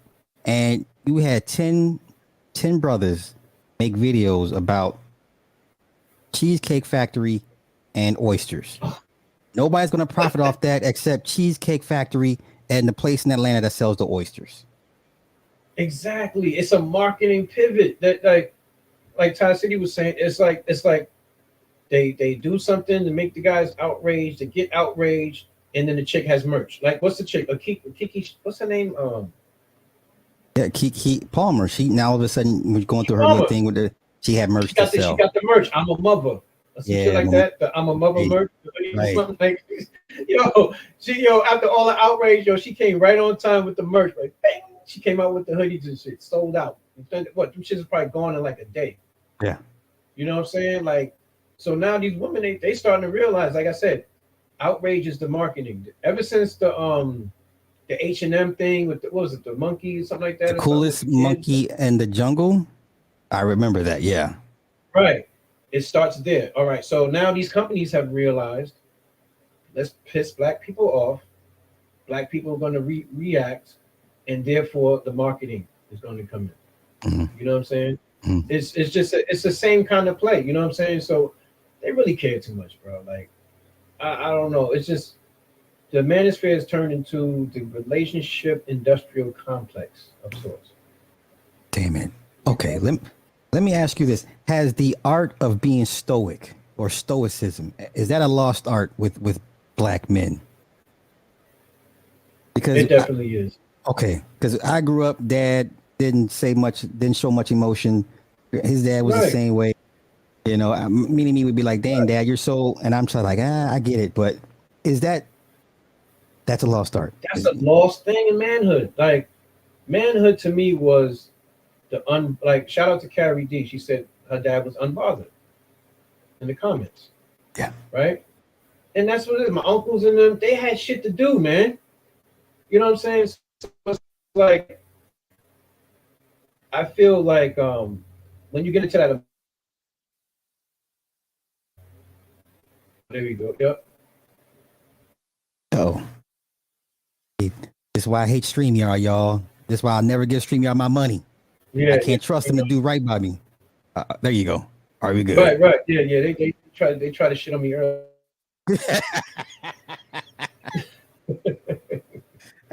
Yo, Ears are ringing. It. somebody Yeah. from the manosphere. Somebody from It came down. Yeah. Somebody from the manosphere got changed out for StreamYards and shit. They pulling strings in that joint. Either that was the ghost of Kevin Samuels. You know what I mean? We don't know what's going on. But this shit haunted me. But yeah, I just feel that, you know what I'm saying, cats gotta relax, man. Ignore these broads. Like honestly, like the shit with the queen maker, whatever her name is, the Princella chick. I call her inseller. Like an inseller. But like why do we first of all she got the rap. Matter of fact, shout out to Fantastic. He showed a video where she was rapping it was a black man worship lyrics. Okay. The king this and that, yada yada yada. I want to have your seed, blah blah blah. She was rapping bars and shit. Okay. She was on her Lauryn Hill shit. You know what I'm saying? The Princella chick, she was rapping. And this, I don't know how long ago this is, but her rhetoric now is totally the total opposite of it. So it's a grift. You know what I'm saying? At the end of the day, like this is the reason why they need to ignore some of these joints, man. It's a grift. They don't even believe what the hell they be saying. And then the Cynthia G outrage is, oh my God. She is hustling, bro. Well, it's funny because the women they complain about, they give them life. They feed them. They give the promotion. It's crazy. And then you got dudes that be simping, oh, you're so beautiful, Cynthia G. That's like, fam, if I seen Cynthia G in Walmart, I'm walking right past that bitch. I'm paying her no mind, my G. We don't know what her eyebrows look like, what her forehead looks like. We don't know if it has wingworm. We don't know nothing about her. Why do we care? You know what I'm saying? Like, what are we talking about here? You know what I'm saying? So it's like, how down bad are they at this point, or are they just too far and too deep to see it? I think it's hilarious. It's a good entertainment piece. I like when Thai City do the whole SBE shit. That's grew legs and it just turned into like a whole because you know what I'm saying. It's like it's I don't think the SBE is going to stop. I think it's just it's a part of it might be I feel it's content strategy a little something, and part of it is really genuinely giving a damn. You know what I'm saying? The thing is, the Manosphere has potential as far as networking. Like I've made $1 in the joint. You know what I'm saying? Oh, okay. You're back. Oh, Yo, yo. I can hear you. Screen froze.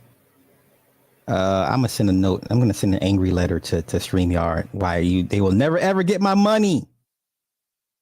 StreamYard is the worst, y'all. Oh, hey Tony, you want to drop off and come back in? Yo. Okay, There there you you go. go. Yeah, you're back. Yeah. No, I was saying that part of it could be content strategy. I find it entertaining. I'd be at work laughing my ass off. I'd be in the chat, you know what I'm saying, trolling and Mm-hmm. rolling and cracking jokes and shit. Mm-hmm. Um, I'll tell you this. There's some content creators I do appreciate. Like Platinum is hilarious. You know what I'm saying? The thumbnails, the whole his monologues and shit, legendary. You know what I'm saying? Um, because the content creators that come from it, like Platinum is very objective with his material. You know what I'm saying? And for the most part, it's objective. And then it's like light trolling too. It's comical as hell. Um, but I feel that the man. Uh oh. Curse you, StreamYard. Curse you. Just having minor difficulties, y'all. Just bear with us. It's not us. It's freaking StreamYard.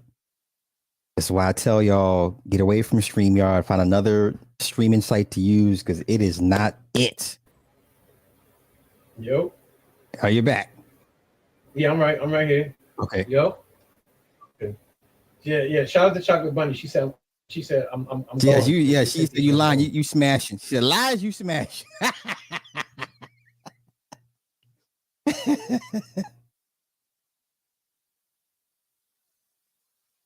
I know Richie saying hello. Oh Lord, not hello, not the blind chick. She did the clay bust to Lionel Richie, and that shit looked crazy as hell when she turned it and showed it to him. Oh no, that was the worst. That was the worst. Oh, Tone. Damn it. All right, I'm gonna keep this thing rocking until he comes back. Let me check my messages real quick, y'all. Yes, yes, they will. Oh, y'all see my burn? This is when I burn myself. See, it's healing. I burn myself. That motherfucker put a damn skillet, try to set me up to kill me, y'all. Put a damn skillet in the oven. I burned myself. Ah. I was like, ah. All right. He'll be back. He'll be back. Hi. How's it going? Yeah, going well. All right. I enjoy the banter in the comments. I'm glad you guys are having a go at it. That's good. Yeah, they have a listen. I refuse to do any upgrades with StreamYards. They send me all the invites, all the content creator invites and little meetings. And no, StreamYard. There's nothing y'all can do for me. Your platform is wiggity whack. Wiggity whack. Yeah, the white man sabotaged Tony's. Ah, shit. That is funny. Let me find what truth teller he talking about. Go to his community post and see what his nonsense. Man, always about the nonsense, y'all. Wait, no. Wait. What's your take on my Pearly comment? Oh, wait, let me go back to it. Let me find it real quick, bruh. My bad. Chat be kind of moving sometimes. Here we go. We back. Yeah, yeah. All right. Crazy. I don't know what's going on. I told you, man. Yeah, kind of plain Jane Becky like probably coming to the space playing the Pickney role. Yo, yeah, bro. That was embarrassing. As a Yeah, man, I mean, I like was I said, embarrassed. the hustle is crazy. Like the females, they're gonna come in, they're gonna get their hustle. Um, the guys promoted them. You know what I'm saying? CGA. You know what I'm saying? I've never seen them actually bring anybody on this platform besides. Oh, Yo, are you back? No, StreamYards is on some shit. StreamYard is what that's why that's why I tell people like if they can find something to get away from another site to do, StreamYard is the worst. The worst. No, I Yo, currently have no Anna Beast updates, y'all. No Anna Beast updates. So let me see. Damn that. Damn that. Damn that. Anywho, no Anna Beast updates. You know what? Let me see. Let me go to her mom from IG. See what's going on with Anna Beast. Nope, still the same. Those two streams are not there. So don't worry, y'all. Tony will be back. Tone will be back. Small head hurts. So he ain't finished his interview with Sly. Not today, right? Nah, we good. We good. Listen, no. Listen, no. Even I have standards. Even I will be like, I'm good. Like, listen, there's a misconception about me. Like, I just don't take anybody. Like, I do say no. Okay. There we go. Yes, sir. Yes, sir. Yeah, this is crazy. Yeah, the peoples don't want us to get this message out. It's a conspiracy. They really don't want us to get this message out.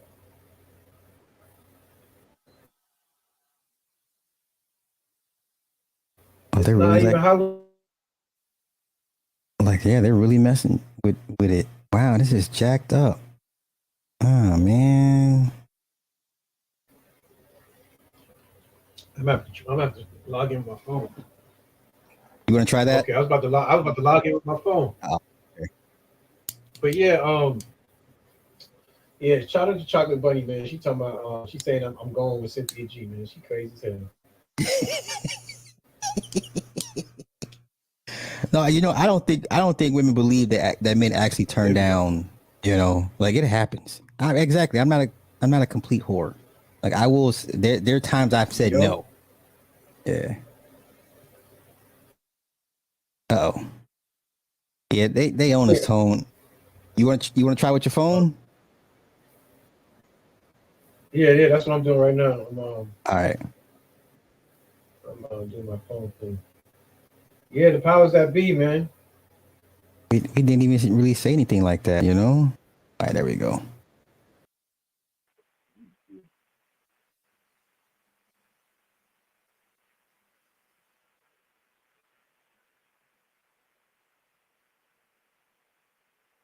You good? Okay, good. There we go. All right. All right. Good. Yeah. Let me switch my mic situation. Let me kick that. Okay. Yo. I hear you. Uh-oh. Yeah, it's this platform, y'all. It is StreamYard. This shit bogus as hell, man. It is. You wanna? Yo. You wanna stop here and you can hear me now? I can hear you. Yeah. Crispy. Audio is crispy. Oh, you can hear me now? Okay, good. Yeah. Okay, good. All right.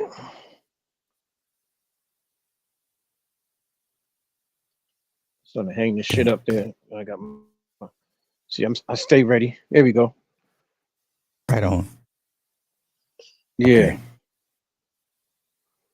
I got my headphones plugged into this joint. Before you were so really interrupted. Yeah, man. I told you the Manosphere, somebody working up at StreamYards, but they trying to shut it down. Crazy. But yeah. Shout out to Chocolate Bunny. She talked about she said I'm trying to smash Cynthia. Get out of here, man. Are you kidding me? Yo, first of all, her see me, I'm attracted to a woman's vernacular, her voice, diction, and shit like that. She sounds like one of those 1935 little rascals. My golly, why? Her voice, I can't take Cynthia's voice, bro. I'm sorry. And then you talk about smashing it, and she come like ooh ah ooh ah ooh ah, and all that old other shit. Nah, fam, I'm good. I'm not going. I'm not going. God bless her heart, but she talk too much shit, man. She talk way too much shit, B. Like I'm a little guttery. You know what I'm saying? She's definitely gonna get choked. I'm putting a leash on her. She's gonna get all of that, B. She's gonna get a heel to the back of her head. press down, like she's gonna get the she's gonna get the Jamaican back shot. I'm gonna have one foot, my right foot in the back of her neck, pressing her head down in the pillow while I'm with the one leg up, giving her the, you know what I mean? That is funny. Cynthia don't want nothing with this. Yo, You know what I mean? oh, damn, there's something else I wanted to cover with them about them. Yeah. How the percentage of delusions with those guys, how much do you think they're oh shit, I'm trying to frame this shit. Mm-hmm. The percentage of the manosphere. I think a lot of the rhetoric, the talking points are not, and I say this all the time in the chat, they just don't correlate with real life experience from my perspective. Okay. You know what I'm saying? Because if a woman is a single mother, you can still have casual sex with her. You don't see, dealing with a single mother does not equal meeting her children. It does not mean that you're going to be babysitting, you're going to be stepfathering, unless you marry the woman. That's a different story. But what I'm saying is, if you talk, because most single mothers just want to have a little fun on their free time. Okay. It's really not that deep. You know what I'm saying?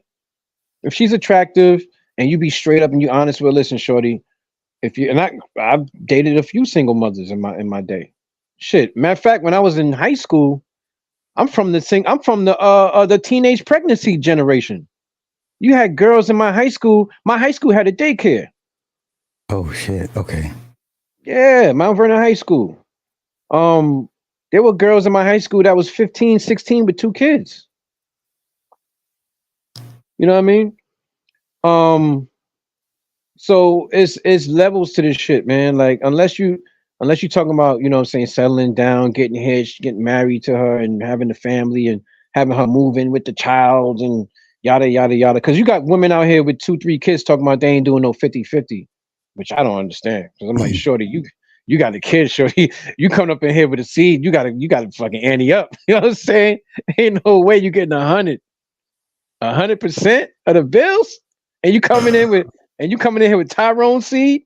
Wait, you must be out your mind. Why are we the only culture that has these conversations about who pays what bills? It is weird. It's the weirdest conversation ever. Because both my parents worked, you know what I'm saying? Like my mom had property, pops had property. Well, first of all, my pops was a Rolling Stone, so he had like 5 households, and you know what I'm saying? So that's a little bit different. But regardless, my mom's own property had land, multiple houses, rental property, and my mother had a 9th grade education. Okay. But she knew how to hustle. She got that union job at the hospital, and she leveraged her situation. Was able to get other property, rent it out, you know, like 4-family house, have tenants. My mother never paid a mortgage without her having tenants pay and then some. You get what I'm saying? Yeah. So it's like I come from a background where like my aunts and all that type of stuff, nurses, RNs and stuff, and they make good money and they still keep a house. They cooking, cleaning, doing all that shit and still bringing in money. So I don't really understand this lazy shit these bros be talking about. Like, I don't get it. So is it the men or the women? And that's the first question. Second part is, has the art of the hustle been lost on this generation of men or these young men coming up? I think because the conversation is nobody want the girls, they don't want to do 50-50. Is that what it is? Or if my understanding is, yeah, they want a guy to pay everything, that pays for everything. They want somebody like Grant, because I see in the comments they want somebody like Grandpa. Grandpa paid all the bills. He come home and give the check to the wife, and she takes care of the bills with the money he brings home. He doesn't ask where the money goes. Right. But when Grandpa met Grandma, she didn't have other niggas' kids. Okay. That's the difference. You see what I'm saying? Okay. It's just like me, for instance, as a bachelor. I pay 100% of my shit. I live by myself. I pay all of this shit. This is all this. You know what I mean? Mm-hmm. So if there's a young lady who doesn't have any children, realistically, she just coming in dolo, it's very easy for me to say, hey, sit your punk ass down. I'm already doing this. Okay. You see what I'm saying? Okay. But if a chick is coming in with 2.5 kids, 2 baby daddies, she gonna have to ante up. Now, first of all, So I'm not doing. First of all, I'm not going. I'm not okay. going Okay. in that. You know what I'm saying? But if that was to be the case, which it won't be, let's just say hypothetically, objectively, on somebody else's part, she's gonna have to ante up. I think, in my opinion, if a chick has kids already, it's gonna be very hard for her to find a guy who's gonna pay 100% of her issues, pay for her school's tuition, the kids' tuition, private school, child care, whatever's coming with her. For her to find a dude that's going to ante up and do all of that for her, I don't know, man. It's slim to none, and Slim just died. Shout out to CGA. That's one of his shits. Is what if she came to you with one kid and the baby daddy is non-existent? There was a girl that I dated back in 2005. The baby dad was the kid's father was deceased. Okay. But I still sent her ass to work though. Okay. She got to ante up. I don't know. I'm just I might have a little pimping in my blood or something. I don't know, but they got to ante up, fam. First of all, I'm not interested in the house. Me personally, I'm not interested in a housewife. I'm gonna be bored. I'm gonna be bored with that bitch.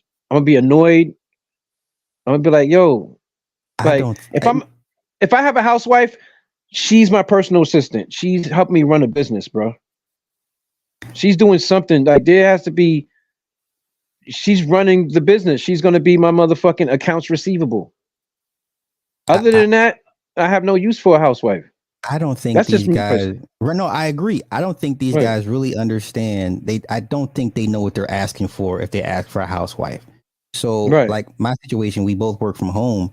I claw at the door to get out. You know what I'm saying, bro? You don't understand. Like she gives me that crazed look, like, oh, you're leaving, and then when I come home, oh, you're here, and I'm like, this is I got to get out the house more. Like I don't think the average guy really wants what he thinks. I think they don't. Delusional. I've had a relationship. I've had a relationship. Like I said, I've never been married, but I've been in long-term relationships. I had a live-in relationship where I had Shorty move in to my spot. And she worked part-time, you know what I'm saying? She didn't really have because I was already handling business, you know what I'm saying? Yeah. But you're right. It is like they don't know what they really bargaining for. Because after a while, you be like, yo, Shorty, go do I'll send her to look, I'm gonna send you over my aunts. Go hang out with them and go learn how to make roti or something. You know what I'm saying? Go learn how to make some Trinidadian food. You want to send her off, bro. Like, because at that time I was a mixtape DJ. You know what I'm saying? So I was working from home. I had to you know what I'm saying? I had to, like I said, I was burning 1,000 CDs a day, going out, doing my runs in the stores, packaging shit up. So, bruh, nah, man. I'd rather send Shorty somewhere. Go work. Go get your ass. I don't care. Like my uncle literally built a daycare. My uncle had a housewife, but he built a daycare for her. He built a daycare. She got like, I think 10 kids that she was taking care of. So she was busy with that. He was busy with what he's doing. It's like, but to think that a chick's going to sit around all day and watch Home Shopping Network, I don't know, bro. I don't know if that's realistic. In this economy, you know, with the inflation, gas prices, and all that type of shit. Right. And my thing is, if you find a guy that's like that, that's willing to pay 100%, you're going to be his slave. He's going to feel like he owns you, lock, stock, and barrel. It's going to be paperwork like my slave. You know, I'm the owner. There's your cage and your water bowl, and here's your leash is hanging up here. So when it's time to take you out and walk you, you know what I'm saying? Like I think that's what a lot of these guys, they want complete ownership. They don't want a partnership. And I think a lot of it, they're frustrated that they can't have the ownership part. And I don't know. Maybe if I'm wrong or what do you? No, you're right. You're right, because even if you look at the cats Fresh and Fit, what they would say is this: they say, "Listen, I'm the high value man. I'm paying all the bills, so you're gonna be home, but you have to understand that I'm gonna have other bitches." And to think that she's not gonna let Jose Filippo, the lawn doctor, smash. You know what I'm saying? The pool guy smashing, the mailman gonna get a piece of that. You know what I'm saying? She probably gonna have a side. Come on, fam. Like, you know what I mean?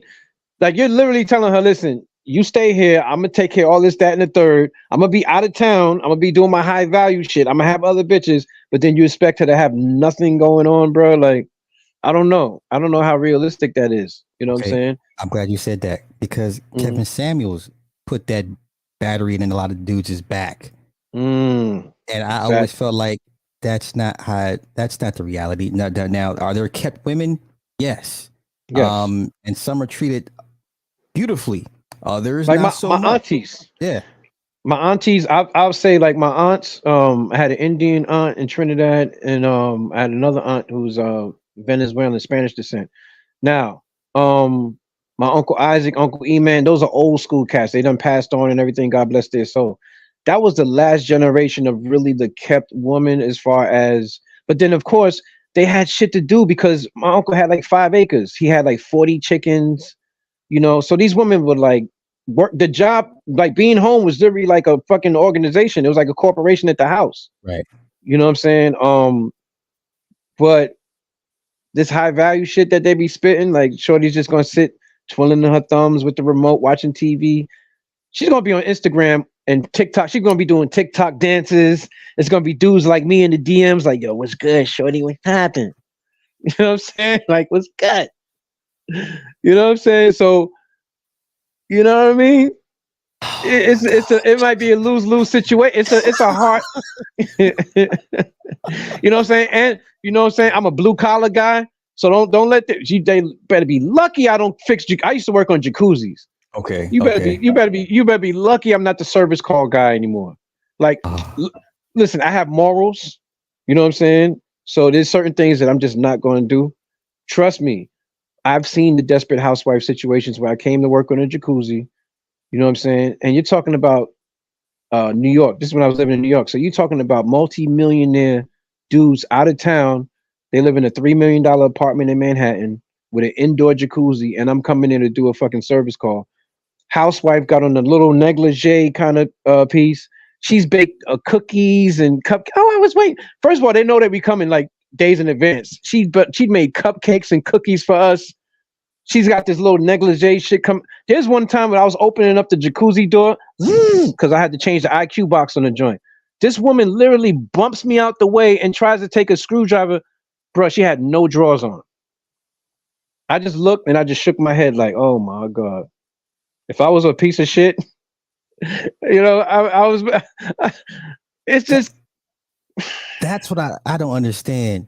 They will literally take off their clothes for the free. bruh. It I was a man.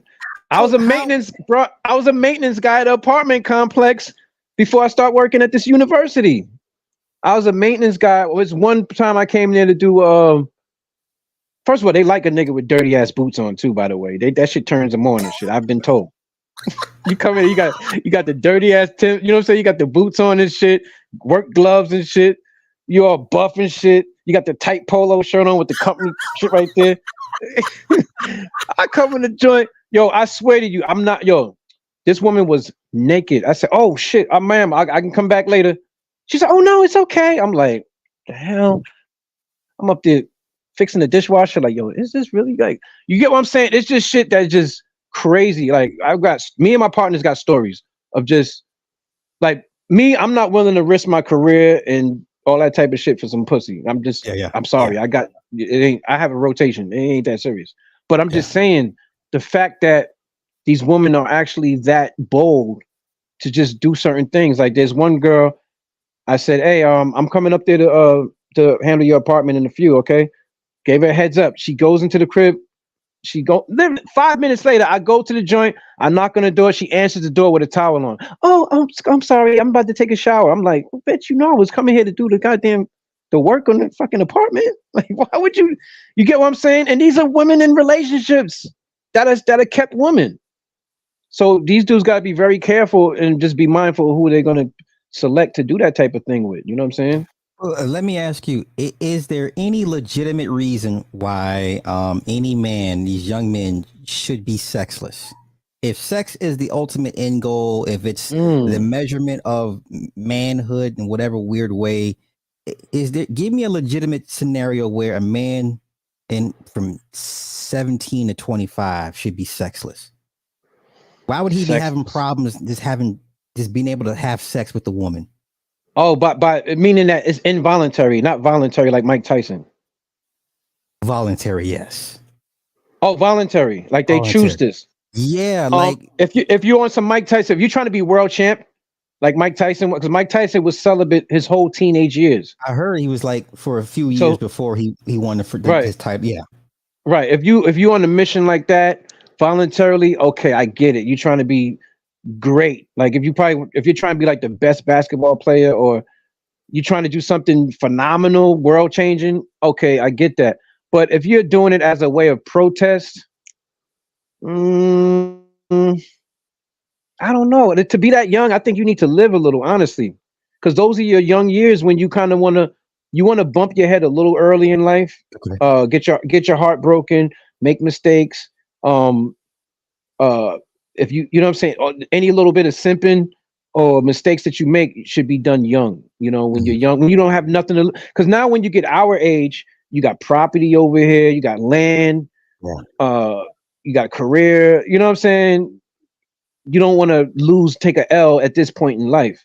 So the narrative in the space is get your money up, go to the gym, do this, that, and the third, and then the women you're gonna have these options later on, and da da da da. And what they have to understand is, if a woman truly likes you, bro, I ride a mountain bike to work. I literally ride my lifestyle is mountain biking. Like, I choose not to drive a car. Not that I can't afford one, but this is my lifestyle. I enjoy riding mountain bikes. I enjoy being physically fit. I'm a man of a certain age. I'm 47. I take pride in being able to ride the bike and just be in good shape. Bro, I gotta like run away from these bitches. Like, I have to make it my duty to not get sex. Like, if I want to be celibate, bro, it doesn't work out. By the time I hit the seventh day, the phone rings. I get that text message. Yeah, all right, fuck it, come over. You get what I'm saying? So this whole idea that you got to have a Benz, you got to be driving this car, or you got to have this amount of this and that. First of all, as a man, you should keep your income should be tucked under your sleeve. You should never let a woman know how much money you make, or this, that, and the third. It makes no sense. I didn't know what my father really had until he passed. Like, my stepmom didn't even know. I remember one time I took my stepmom to the ATM machine. I was like, she said, you got to get your father. I was like, I thought I was taking you. She was like, I don't know. I don't know what he had. My pops had to take the money out for her. And they've been together since they was 15. Mm. But it just was a thing where I was raised by men where you don't know, they got money because they paying bills and take care of it, but you just don't know what it is or how much. These dudes talking about, oh, you got to make 100,000 a year. How much money does man have to make to date you? Oh, he needs to make 200,000. This shit is weird, bro. Niggas showing their W-2 statements. Like, oh my God, it's just a mess. I can't recall the last time a woman has asked me how much I made an hour, let alone I what can't I recall do. that. You know, I get the what do you do every blue moon, but I've never had to validate my income. Never. And if it's one thing I've learned, if she likes you, Right. she'll make sex for you easy. The access to sex very, very easy. So easy that they'll just, first of all, if a man has his own place, it's just that I don't know why these guys overthink it. Just have company. Yeah. Like, what are we talking about here? You got your spot. You just like, all right, shorty, come through. It's either you come. Like, I haven't been on a date, and Lord knows I don't even know. Like, bruh, I like every now and then I get bored. I'll get a Tinder. I'll get a Tinder account within 48 hours. Company. Like, literally, it's like what are we talking about? Like, these bitches, they're throwing this shit like a no-look fucking Johnson pass in the 80s and shit. Like, they throwing that pussy like with they doing a no-look with the pussy. So I have an idea why they are struggling. What do you think is their issue? Why they're struggling? They don't know how to dress. Okay. They don't have any style. That's a lost art. First of all, this is what I learned from my pops. So my pops was he was a realtor. My pops always said, dress for success. Mm. You know what I'm saying? Mm. One thing I could appreciate about Kevin Samuels, he was telling cats that, hey man, you got to get your image game together, which is true in a sense, because if you go, like, say I go out to happy hour, right? I get fresh, I go to happy hour. the first impression that a woman gets is that, damn, this motherfucker loves himself. He takes care of himself. He's groomed. He got the LeBrons on. This shit is crispy. Oh, be crispy. Go like trick on yourself. Yeah, go to the mall, go and buy yourself some nice clothes, man. Get a haircut, get your shit. You know what I'm saying? It goes a long way. Just having your personal appearance being sharp and having some type of a style about you, a little swagger. You know what I'm saying? Because women like that type of shit because it shows that it gives them a sense of selfishness. Women are attracted to a unattainable motherfucker, in a sense. Okay. You know what I'm saying? So when you give off that selfish vibe, like, damn. So now she knows that if she's going to ask you for something, she's either going to have to work. She's going to have to work for it because you're giving it to yourself first. You know what I'm saying? I always say, trick on yourself. Don't trick on her. Trick on yourself. You tricking on yourself is going to get you. That's the gateway to free pussy, quote unquote. Because you're actually taking, because really, like what they say, what Steve the Dean says, the game is about you. And it literally is. If you take time in your physical fitness, cooking your own meals, eating healthy, taking care of your skin, your have some, these dudes, I see a lot of these dudes, I don't even know if these dudes even, we don't even know if their undergarments are updated. That's what I'm glad we're going to pivot to that part because if it's one thing I've learned as a content creator, the world is your oyster. Like everyone gets to see you, they get to hear you, listen to you, gauge your intellectual prowess, get a vibe from you. This shit is so wide open. Like how are you not getting any traction just off the YouTube shit? But then I think just off the YouTube, right? So then I think about the majority of the guys that don't cam up and they go on these hate fests and the trauma bonding shows, and the women are picking up on this. They know who's who in that space, right? They know what you believe in. They know the shit you said. You probably done knocked your pussy potential out by 70% just because some nonsense. You know, there's a chick out here like, I would give him a chance, but he be talking the crazy shit, and you know what I'm saying? Right. Can you speak to that? Yeah, that's true. The moment they get into, I feel that their interaction is always negative, and that's the problem. Women are attracted to men who are genuinely happy. You know what I'm saying? Like me, I give off happy vibes. I'm chilling, making my music. I go to work. I'm on the mountain bike. I'm playing basketball, shooting jump shots. Like I'm happy. I'm just chilling. So when they see that, they're like, "Oh, this dude." They want to be a part of that. You know what I'm saying? They want to be a part of that. But if your whole narrative is complaining about the white man, oh, the white man got his foot on my neck. Oh, the women of this. Oh, the modern win that, bruh. Pussy drying up. Because a man is a source of problem solving. You know what I'm saying? So your lack of confidence and your complaining shows that you're not able to, you don't have the ability to solve her problems if she's even to take you that serious. So they're already repelling her off bat just by their rhetoric. You know what I'm saying? And it's like, it's crazy. Do you think they're conscious? Do you think they're conscious of that, of what they're doing, self-sabotaging themselves with the rhetoric? Has that even crossed their minds? I don't think they're really, I think it's a trauma bond. They're having these circle jerk panels of who hurt them, and then here's another thing too, bro. If you don't have any kids, why do you give, like, bro? Why are you caring about these laws about the child support and why are you wasting your energy on that shit? You ain't got no kids. Like what? I can see if you was like, you know what I'm saying, you paying into the system, you just went to court, you fresh, because I have some homeboys who be going through it with the family court and just that. Right. And they don't even have a goddamn channel. You know what I'm saying? But so I'm just like, and then on one side of it is like they're trying to raise awareness, but at the same time, bro, you gotta have a little selfishness and just do you. You know what I'm saying? Right. Now the passport bro thing. Okay. Look, shout out to the passport bros. I think, listen, I was a military guy. I had a passport since I was a toddler because I'm not, like I said, I'm non-ADOS. So my mom used to send me off to Trinidad every summer as a young boy. That's how I learned how to hunt, fish, do carpentry, being around my uncles. It was a blessing for me to be able to travel at a young age. And back in the 80s, it was a big deal to be an American in a foreign country back in those days. Because, see, back then they didn't have internet. So the only time they seen another American guy was in the movies or on television. So you would literally, you were like a celebrity traveling in the 80s. Now it's like you're traveling to the Philippines. That same girl that you're talking to in the Philippines and DR is on YouTube, and now she's going to finesse you based on your complaints. This is the reason why that dude that was in the Philippines, that's why the chick looked at the camera and said, I cook and I clean. Yeah. She got the cheat code already from watching the fucking content. So the finesse game is crazy. You know what I'm saying?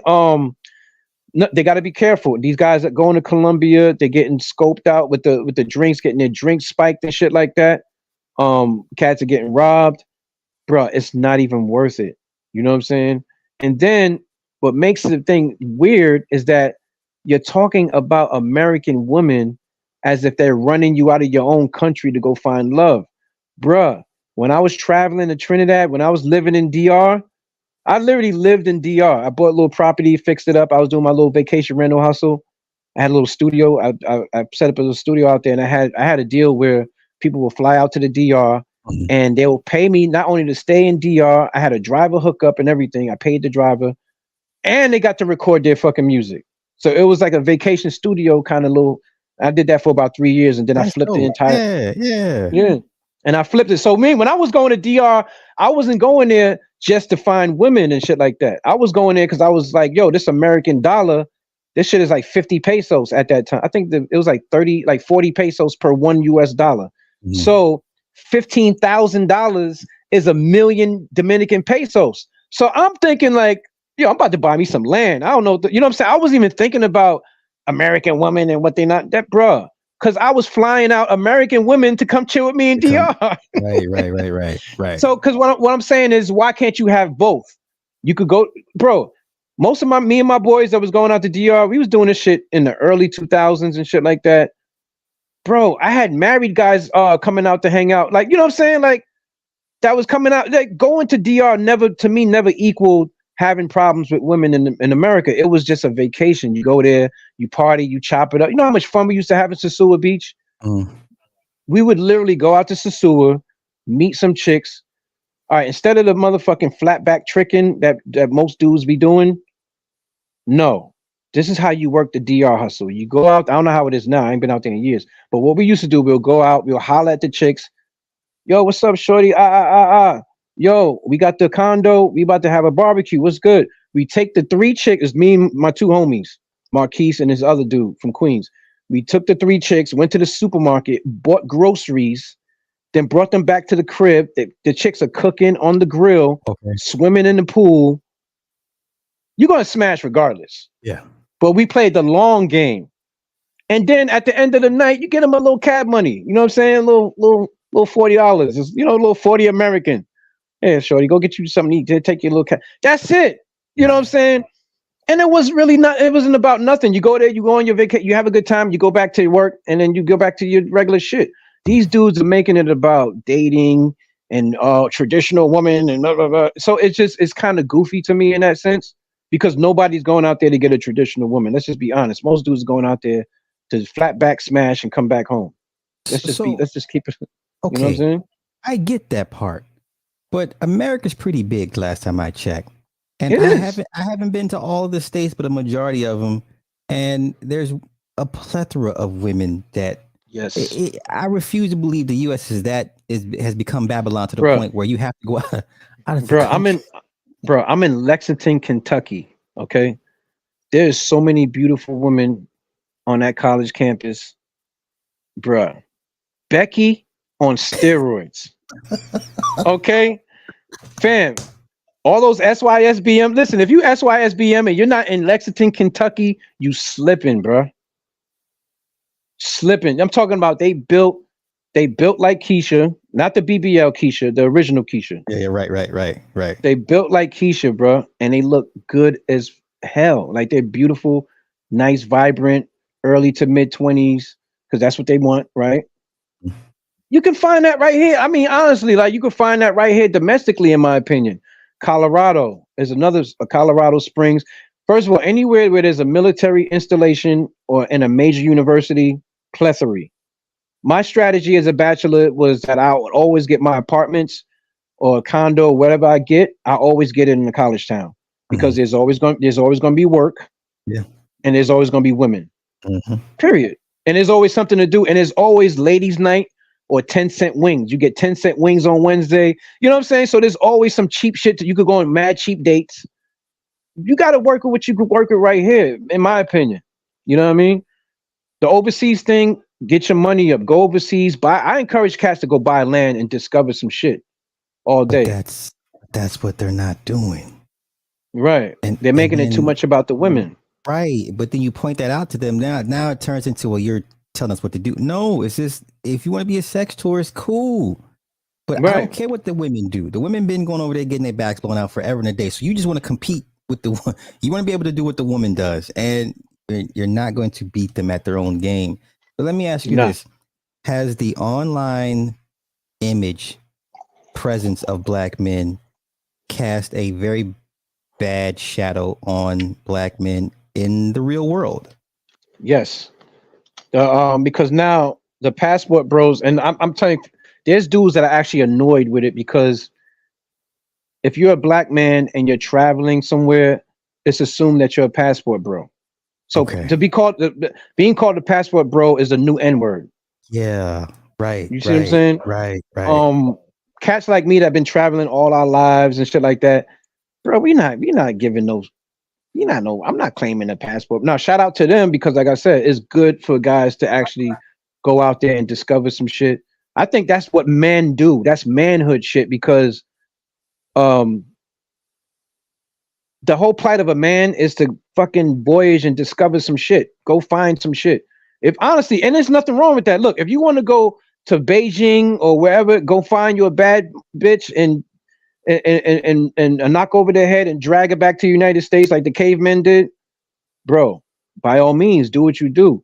But you do it and you don't need to make content out of it or make it to the point where you're trying to thumb your nose at American women in spite of that because you can have both. You know what I'm saying? Me, I'm a little bit of a polygamist, you know what I'm saying, in a sense. So me, I feel like, yo, why not? You could have one over here, have one over there. It's just like with the whole white woman interracial dating. I've dated white women when I was in the military. When I first moved to Kansas, the culture shock was because growing up in New York City, white women had flat booties. That shit was like chalkboards and shit. That shit was chalkboard flat in the 90s. But when I got stationed in Fort Riley, Kansas, bruh, I was like, yo, what the fuck? These It's a white whole new girls is world. whole new world. But when I was but I would be dating. I have a white woman and a black woman on the same roster. Okay. Why can't you have both? Why does it have to be? Oh, I don't mess with black women, so I'm gonna go get me. No, bro. If you can't, just live. You know what I'm saying? Because to have this whole notion that Keisha is the problem, a lot of times you got to pivot around. You got to sweat. Like I swerve. Like I'm gonna be honest with you. Yes, there are some black women. There's some sexy reds of the world that I'm not fucking with. But all I'm gonna do is curve them, swerve, and go find me a Claire Huxtable type of bitch or something. You know what I'm saying? Like I'm not gonna worry about because I feel like if you put too much energy in a negative space, you're gonna get negative results. If you keep worrying about the ratchet chicks and this and that, or women who are overweight, that's all you're gonna end up getting anyway, because your mind is literally the sketchboard of your results of your life. You know what I'm saying? Anybody that knows anything about manifestation and Think and Grow Rich, you know what I'm saying? Chapter 10 on Think and Grow Rich, that whole thing of the idea and shit like that. Bro, if you keep entertaining your brain with that negative image of black women and da da da, that's all you're gonna keep running into. You have to think more along the lines of go for yours, go for what you want. You know what I'm saying? Here's So no, yeah. I agree, but here's my overall overarching problem I have with the passport bros because the Mm, online presence is gaining so much steam.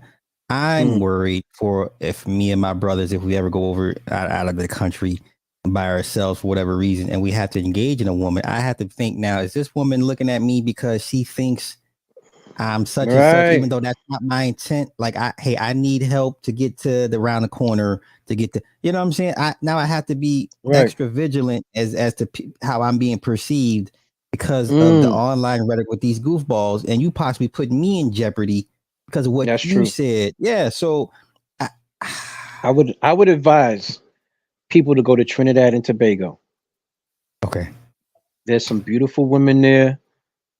For what? First of all, they have a good economy in Trinidad. You know what I'm saying? 7 US for 7.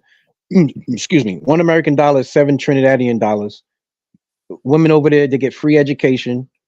So they you got educated, sophisticated. You got whatever you want, ratchet. You got a little bit of everything. But what I'm saying is, it's not a sex tourism spot. Right. See, the thing is, the whole key to traveling now, since the passport bro shit, you got to pivot around Colombia, DR. The Philippines is very large, so you could kind of work around the Philippines a little bit. I never been there, but I do communicate with a couple of girls from the Philippines. Okay. I used Tinder Passport. You pay $18 for 7 days, and you the Tinder, the online dating shit works. If you're a decent looking guy, you're gonna get action on. Like, I don't know why. On GP, Right? just on You know what I'm GP. saying? Like, you're gonna get action on that shit. You know what I'm saying? Like, I've been using online dating. Nigga, Black Planet was a dating site for me when I was in Kansas back in the day, Yeah. because Black Planet was the only way you're gonna find black women in Kansas. Like, back in those days, like in Junction City, Kansas. Yeah, you're gonna find them if you go to the club like Grants and shit like that. But overall, when you first touch down in Kansas, you're gonna be like, yo, where the black women at? Ain't no black chick. You go on Black Planet. That's what Black Planet was about. Yeah.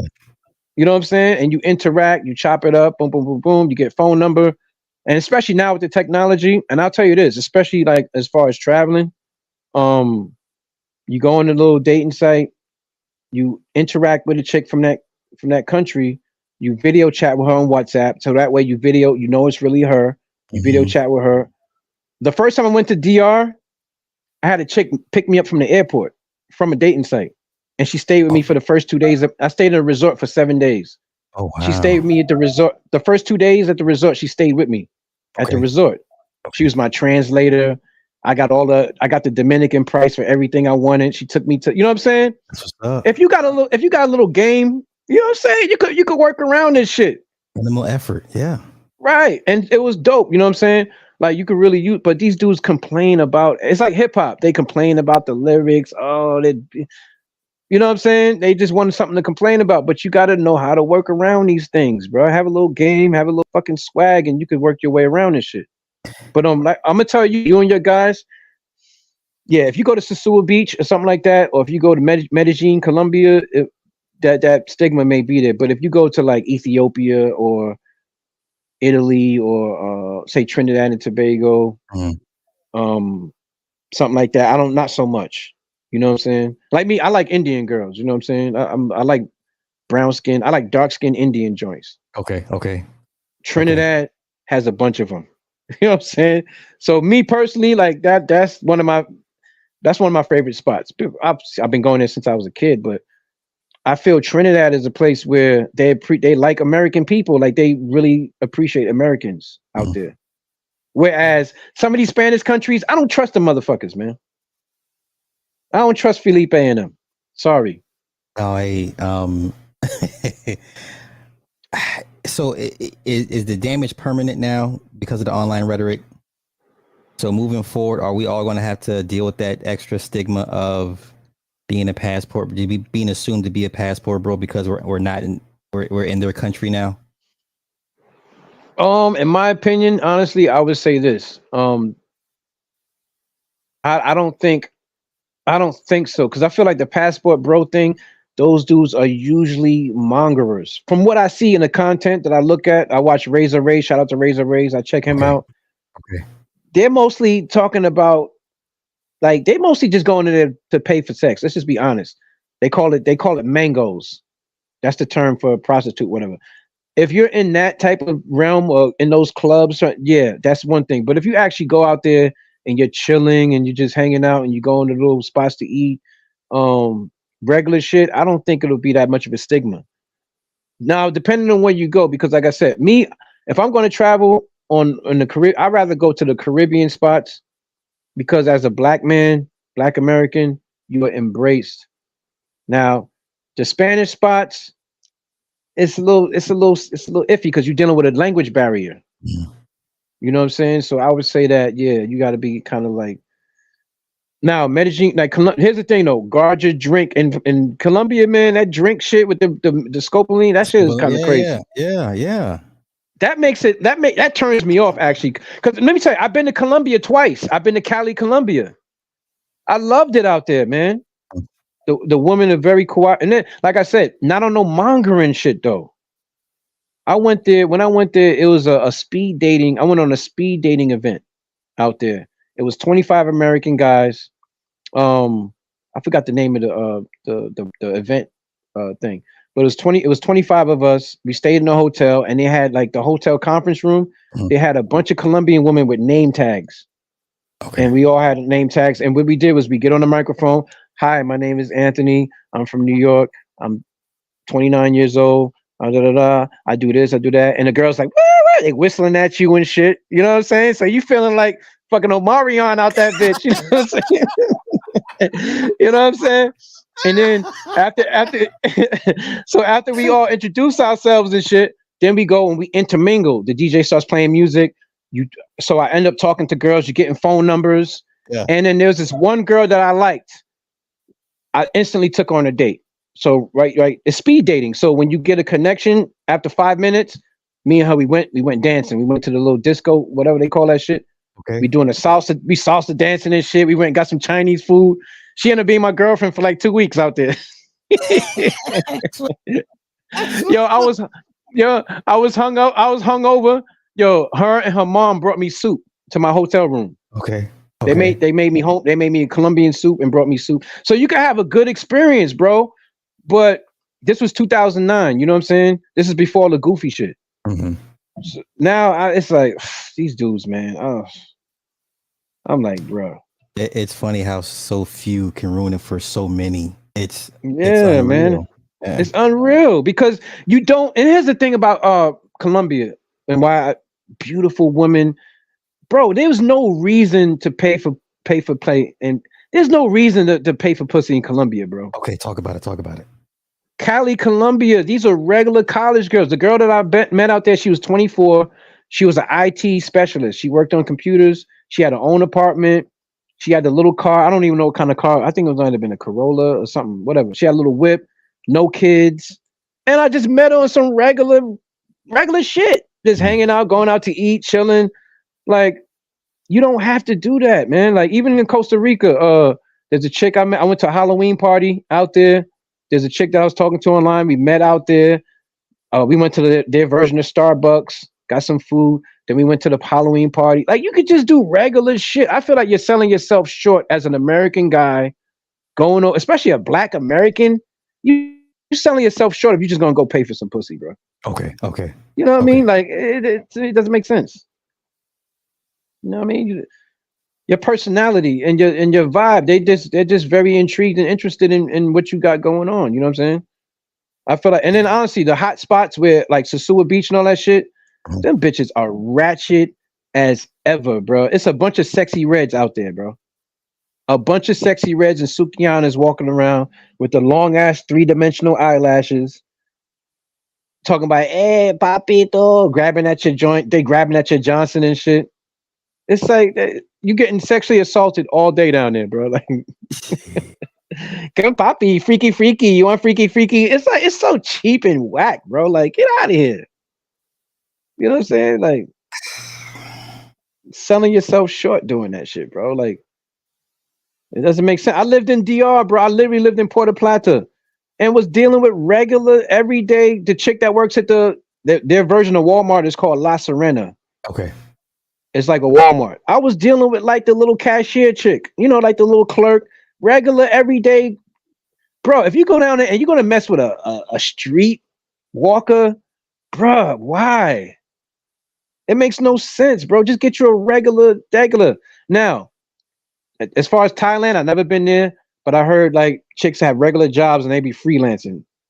So Thailand, no, them Asian chicks, they on some next level game out there. Like, okay. I don't know about Thailand, but I always hear shout out to DJ Kuda. He would say that and it's another guy named Travel Time with Paul. Okay. He was talking about how those Thailand women are finessing guys out of their pension. dudes are getting arrested because actually work with the police where she'll like be on some bullshit with you, and then she'll call police, and the police will come and they charge you $200, and then she'll get some money on the back end from the cops. It's just some weird, bro. I'm not fucking with that shit, bro. Damn. It's too weird. It's too weird. I can't go out like that. Final question before I let you go. Yeah. The single mother thing. Mm-hmm. Would you tell men, those guys that's average age is clearly they're in the average age, it got to be mid 40s, right? The dating market now, are they more inclined to come across a single mother as opposed to a woman with no kids? I'm 47 and I still meet women with no. Right now, I had a chick that I was messing with. She was 20. How old was she? 29. I think she was 28. 28, no kids. We hung out, had a good time. Yo, she was throwing that thing back like a hurricane. I was like, God, man, yeah, that little whippersnapper, man, bruh.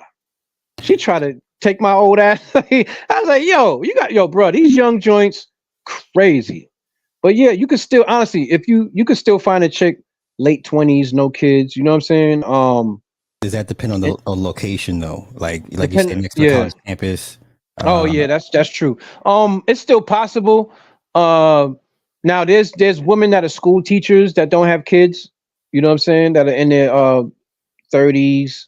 Now it depends on the objective of the guy. Now, if he's looking to get married and have a family, then he might want to probably maybe go just a little younger, maybe 30, early 30s, late 20s or something. If he wants to, really properly court the woman, get to know her, get to see how she is, see what type of family background she comes from.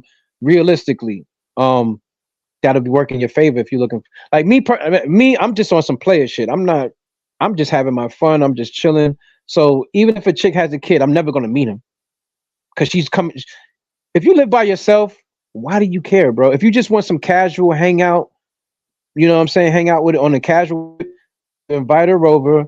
Y'all have drinks, y'all chill, watch TV, smash, and then she goes about her business. She goes back to her crib. You know what I'm saying? But these dudes are overthinking it, and it seems like they want to be married in a sense, or they want to be in a real serious relationship. So they're gonna have to. They may have to. It's single mothers out here, bro. They gotta kind of expand their market. They're gonna have to go either a little younger, or they're just gonna have to say whatever their boundaries are. Okay, if you got one kid, maybe a one boy child. You know what I'm saying? Because you're a girl dad. They're expensive. You know what I'm saying? You got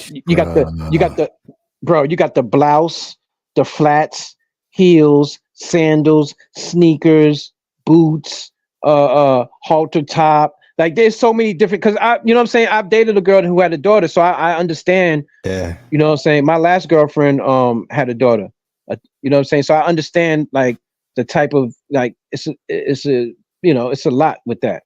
That's just the maintenance on having a daughter. I'm not right. Do extra wild shit with it. Like this is just basic maintenance. That's the basic, right? That's just the, you know what I'm saying? Yeah. So it's different. Now I've dated a girl who had one son. She was a school teacher. This is back in the days. You know what I'm saying?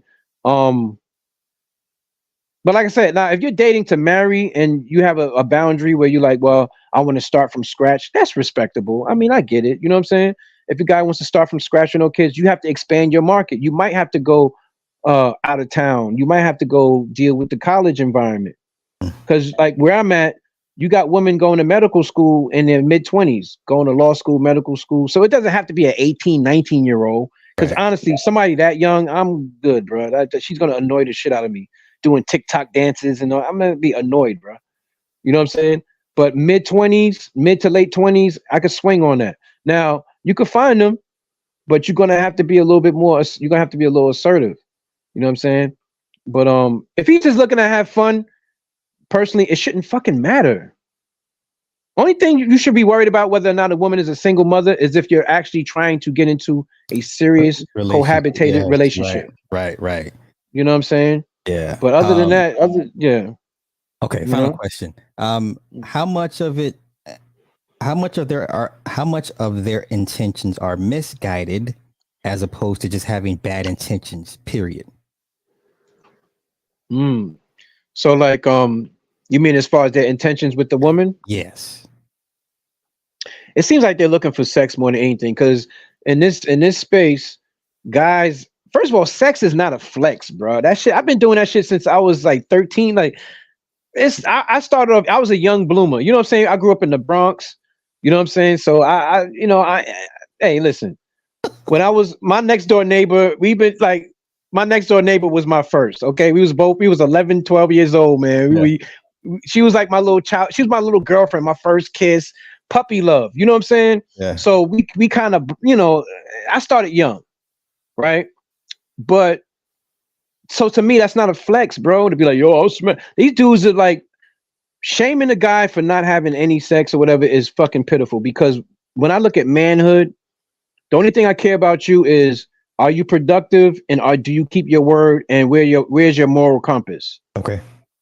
And I like I said, I worked in the construction, blue collar trades and shit like that.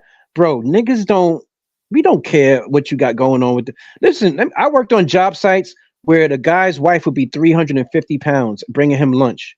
Nobody doesn't bat an eyelash because at the end of the day, that's that man's wife. You got to respect it. You don't know what he might have been in prison and she was there for him. You don't know what type of love or how that shit originated. She might have been 120 pounds when they first met before the kids came. So you got to just respect all that shaming, studying a man's wife and their girl and trying to SBE the niggas. Like that's weirdo behavior. Because in real life, where I come from, niggas will punch your lights out. Niggas will beat the shit out of you. Her little fat ugly ass. Yes, will kill you and everybody around. Yeah. Yes, Right. yeah. You know what I'm saying? So you got to respect that man's wife. You know what I'm saying? Be nice, be kind, give it a head nod. Hey, Miss Jenkins. All right. Have a good, you know what I'm saying? That's where I come from. We ain't shaming none of that shit. So what I'm saying is also like, if a man is not getting sex, bro, or whatever, or where I come from, we don't shame dudes over that, bro. Cause that's not a measurement of manhood to me. Measurement of manhood is, what are your abilities? Are you a stand-up guy? Do you keep your word? And where's your moral compass? That's all that other shit is your business. You know what I'm saying? In this space, niggas are teasing each other. Yo, I get pussy. You ain't getting no pussy. It's like, bro, if you're bragging about getting pussy, you just started getting pussy. You know what I'm saying? Either that or you just a lame. You know what I mean? So I feel that dudes got to kind of chill out on that. You know what I'm saying? It kind of ruins the vibe of brotherhood. You know what I'm saying? I feel like that shit is not important. But doesn't that give credence to how important it is to those men? Right. So my point is also with their intentions. It seems like they want sex more than anything because it's confusing because they want sex from these women, but then if the woman's not giving up the sex, then they get frustrated. Oh, shit. But then if she's a sexy red, oh, she's a thought. Oh, she got to. It's like, bro, you got to pick a struggle here. You know what I'm saying? So the intentions is kind of a little cloudy, but I feel like they just want to smash. They just one blowjob away. You know what I'm saying? For the most. I'm gonna keep saying it. As long as they have a chance, as long as they think they're gonna get a turn, they're okay. But the moment you say, "Nah, I'm good," and then it turns into, "Well, look who you laying down with," and yeah, and even the you know what I'm guys, yeah, even some of the higher profile guys were like, the type of men you guys are laying down with, they all need to be eradicated. And I'm just like, sir, how do you sound right now? You sound like a maniac. But wow, that's crazy. Yeah. That other attorney guy was saying that shit. Oh wow. Yeah. Oh, you never seen that live stream, huh? Was it the one when he threatened Pookie or something like that? Yes. That Bro, very one. That very. Listen, That's the same. So the dudes I came up with. Listen, I'm a reformed Pookie. When I was a teenager, I was on. You know what I'm saying? Like, I'm a reform. I ain't gonna lie. When I was young, I was on some bullshit. I was, you know what I'm saying? Like, this shit I ain't even proud of. But I'm saying, like, the 90s, man. We was robbing Mexicans. You know what I'm saying? Like, you know what I mean? So, like, come on, man. Like, I done had the pistols. I done sold pot. I was the weed man on campus. So I did all that bullshit. So like this whole Pookie thing is kind of weird too, in a sense, because I feel that these dudes ain't gonna run up on no dudes in real life No, never. with that Pookie shit. You know what I'm saying? They're not gonna do that. So they need to he needs to chill out with that because these dudes ain't run. Them dudes that be hanging out in the corner store in 241st Street, them dudes are not gonna even look them in the eye when they go to the store, bro. Trust me. Right. All right, bro. I've had you on for about 2.5 hours. I know it's late over there, man. I ain't gonna hold you, man. Please. Yeah, it's a good show. Yeah. Shout yourself out. Where can people find you? All that good stuff. Okay. Well, my website is TonyAnthems.com. You can go in there. It brings you right to my BeatStars profile. If you want to purchase licensed beats, I got joints on there for $40. I believe you could get 3 for $100. I got like sales, buy one, get the extra one half off. I got merch, the Trapology merch, shit like that. I got the corduroy joints for the wintertime. But what I'm doing is I'm trying to do a Shopify page because the vendor that I was going through, for whatever reason, the API numbers and all that kind of stuff got mixed up, technical bullshit. So right now I'm trying to figure out another source where I can have a direct link to the merch. My YouTube channel, I'll comment on this live stream, and then you'll be able to hit me up on the YouTube joint, subscribe, like, share. I have a bunch of beats on my channel. I got about 200 beats on there. They're all made into short movies, 5-minute movies, 3-minute movies, or whatever. You got to check out my channel if you're into music, beats, lo-fi, and you can really enjoy the visuals along with the beats. It's like little narratives that I put together. It's kind of like, remember back in the days of quiet movies, the silent movies? Yes. It's like the style of a silent movie with the instrumental as the background. You know what I'm saying? So check those out. And that's pretty much what I'm working with right now, Last question. The state of music production. Where do you see it going? Music production right now, I feel it's more simpler. I think for the most part, people gonna bringing it, like, for instance, the SB1200 has resurfaced. So I feel like it's getting lo-fi. People kind of it's a hybrid where you have DAW-less systems, workstations. The MPC has a workstation. Remember, those guys who are familiar with the Yamaha motifs and stuff like that. It's getting back to keyboard, workstation, mixed in with some computer software. But I feel that the sound is going to kind of get more like a Pete Rock sound. The drums and stuff, things that I'm hearing like that. Yeah. Okay. Yeah, definitely more of a lo-fi vibe. That seems to be a little bit more. Tony, lo-fi is a hidden gem, man. If I could tap into that algorithm properly, man, millions. Cool, man. Lights out.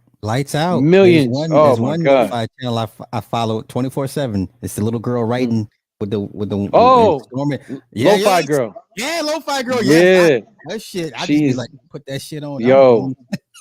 Yes. I love it. It's peaceful.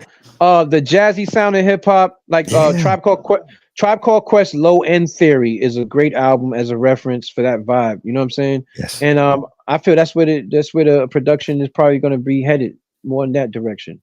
That's more of a vibe, more vibey. I agree. Because the drill and trap it's going to have its. Yeah, I think the drill is pretty much nearing it's coming to an end. It's kind of slow down and lose steam a bit, as you know, it had a good run. Right. Ice Spice. I like Ice Spice. I like the little drill, her beats, the beats that she be fucking with. It's kind of drill, but it's like an R&B kind of drill, it's just a touch of bass. Yeah. It's not overdone. You know what I'm saying? So I think everything in the production is going to be more subtle, but definitely going to be more on a jazzy, more soulful. Like I said the last time, it's definitely going in a soulful direction. Okay. Rose, what she say? This woman here, he wants to have more children. I wish I can put him on live and degrade his lifestyle. Hell no. Be fruitful. Multiply. Who wants to have more children? One of her friends. He has 7 kids already. Hey, listen, I got a homeboy that has 10 kids. So yeah, go ahead and make it happen. Shit. Man. I might pop off a couple, I'm telling you.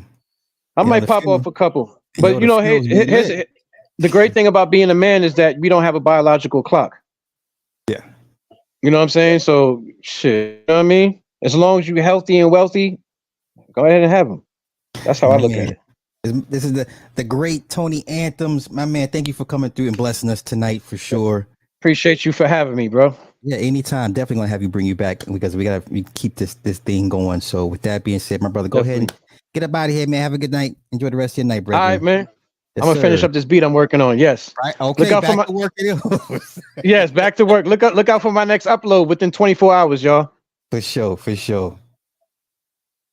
All right, that's my man Tony Anthems. I hope everybody got some out of this conversation I had with my guy. I think tomorrow I'm gonna be on Nick's channel. So yeah, tomorrow Nick, and then Friday, Char Willie. I'm stoked for that. So I'm gonna be every other day is gonna be some. So yeah, tomorrow I'll be on Nick's, I think for sure. With that being said, I hope everybody got some out of this tonight. No shade, no diss, but it's all good. Thank you everybody for coming through and having an awesome discourse in the comment section. With that being said, I'm gonna get the fuck up out of here because I'm hungry and I have to go find something to eat. And I got some work to do myself. So y'all be good. Light and love and light. Y'all have a good one. Yeah, listen, okay.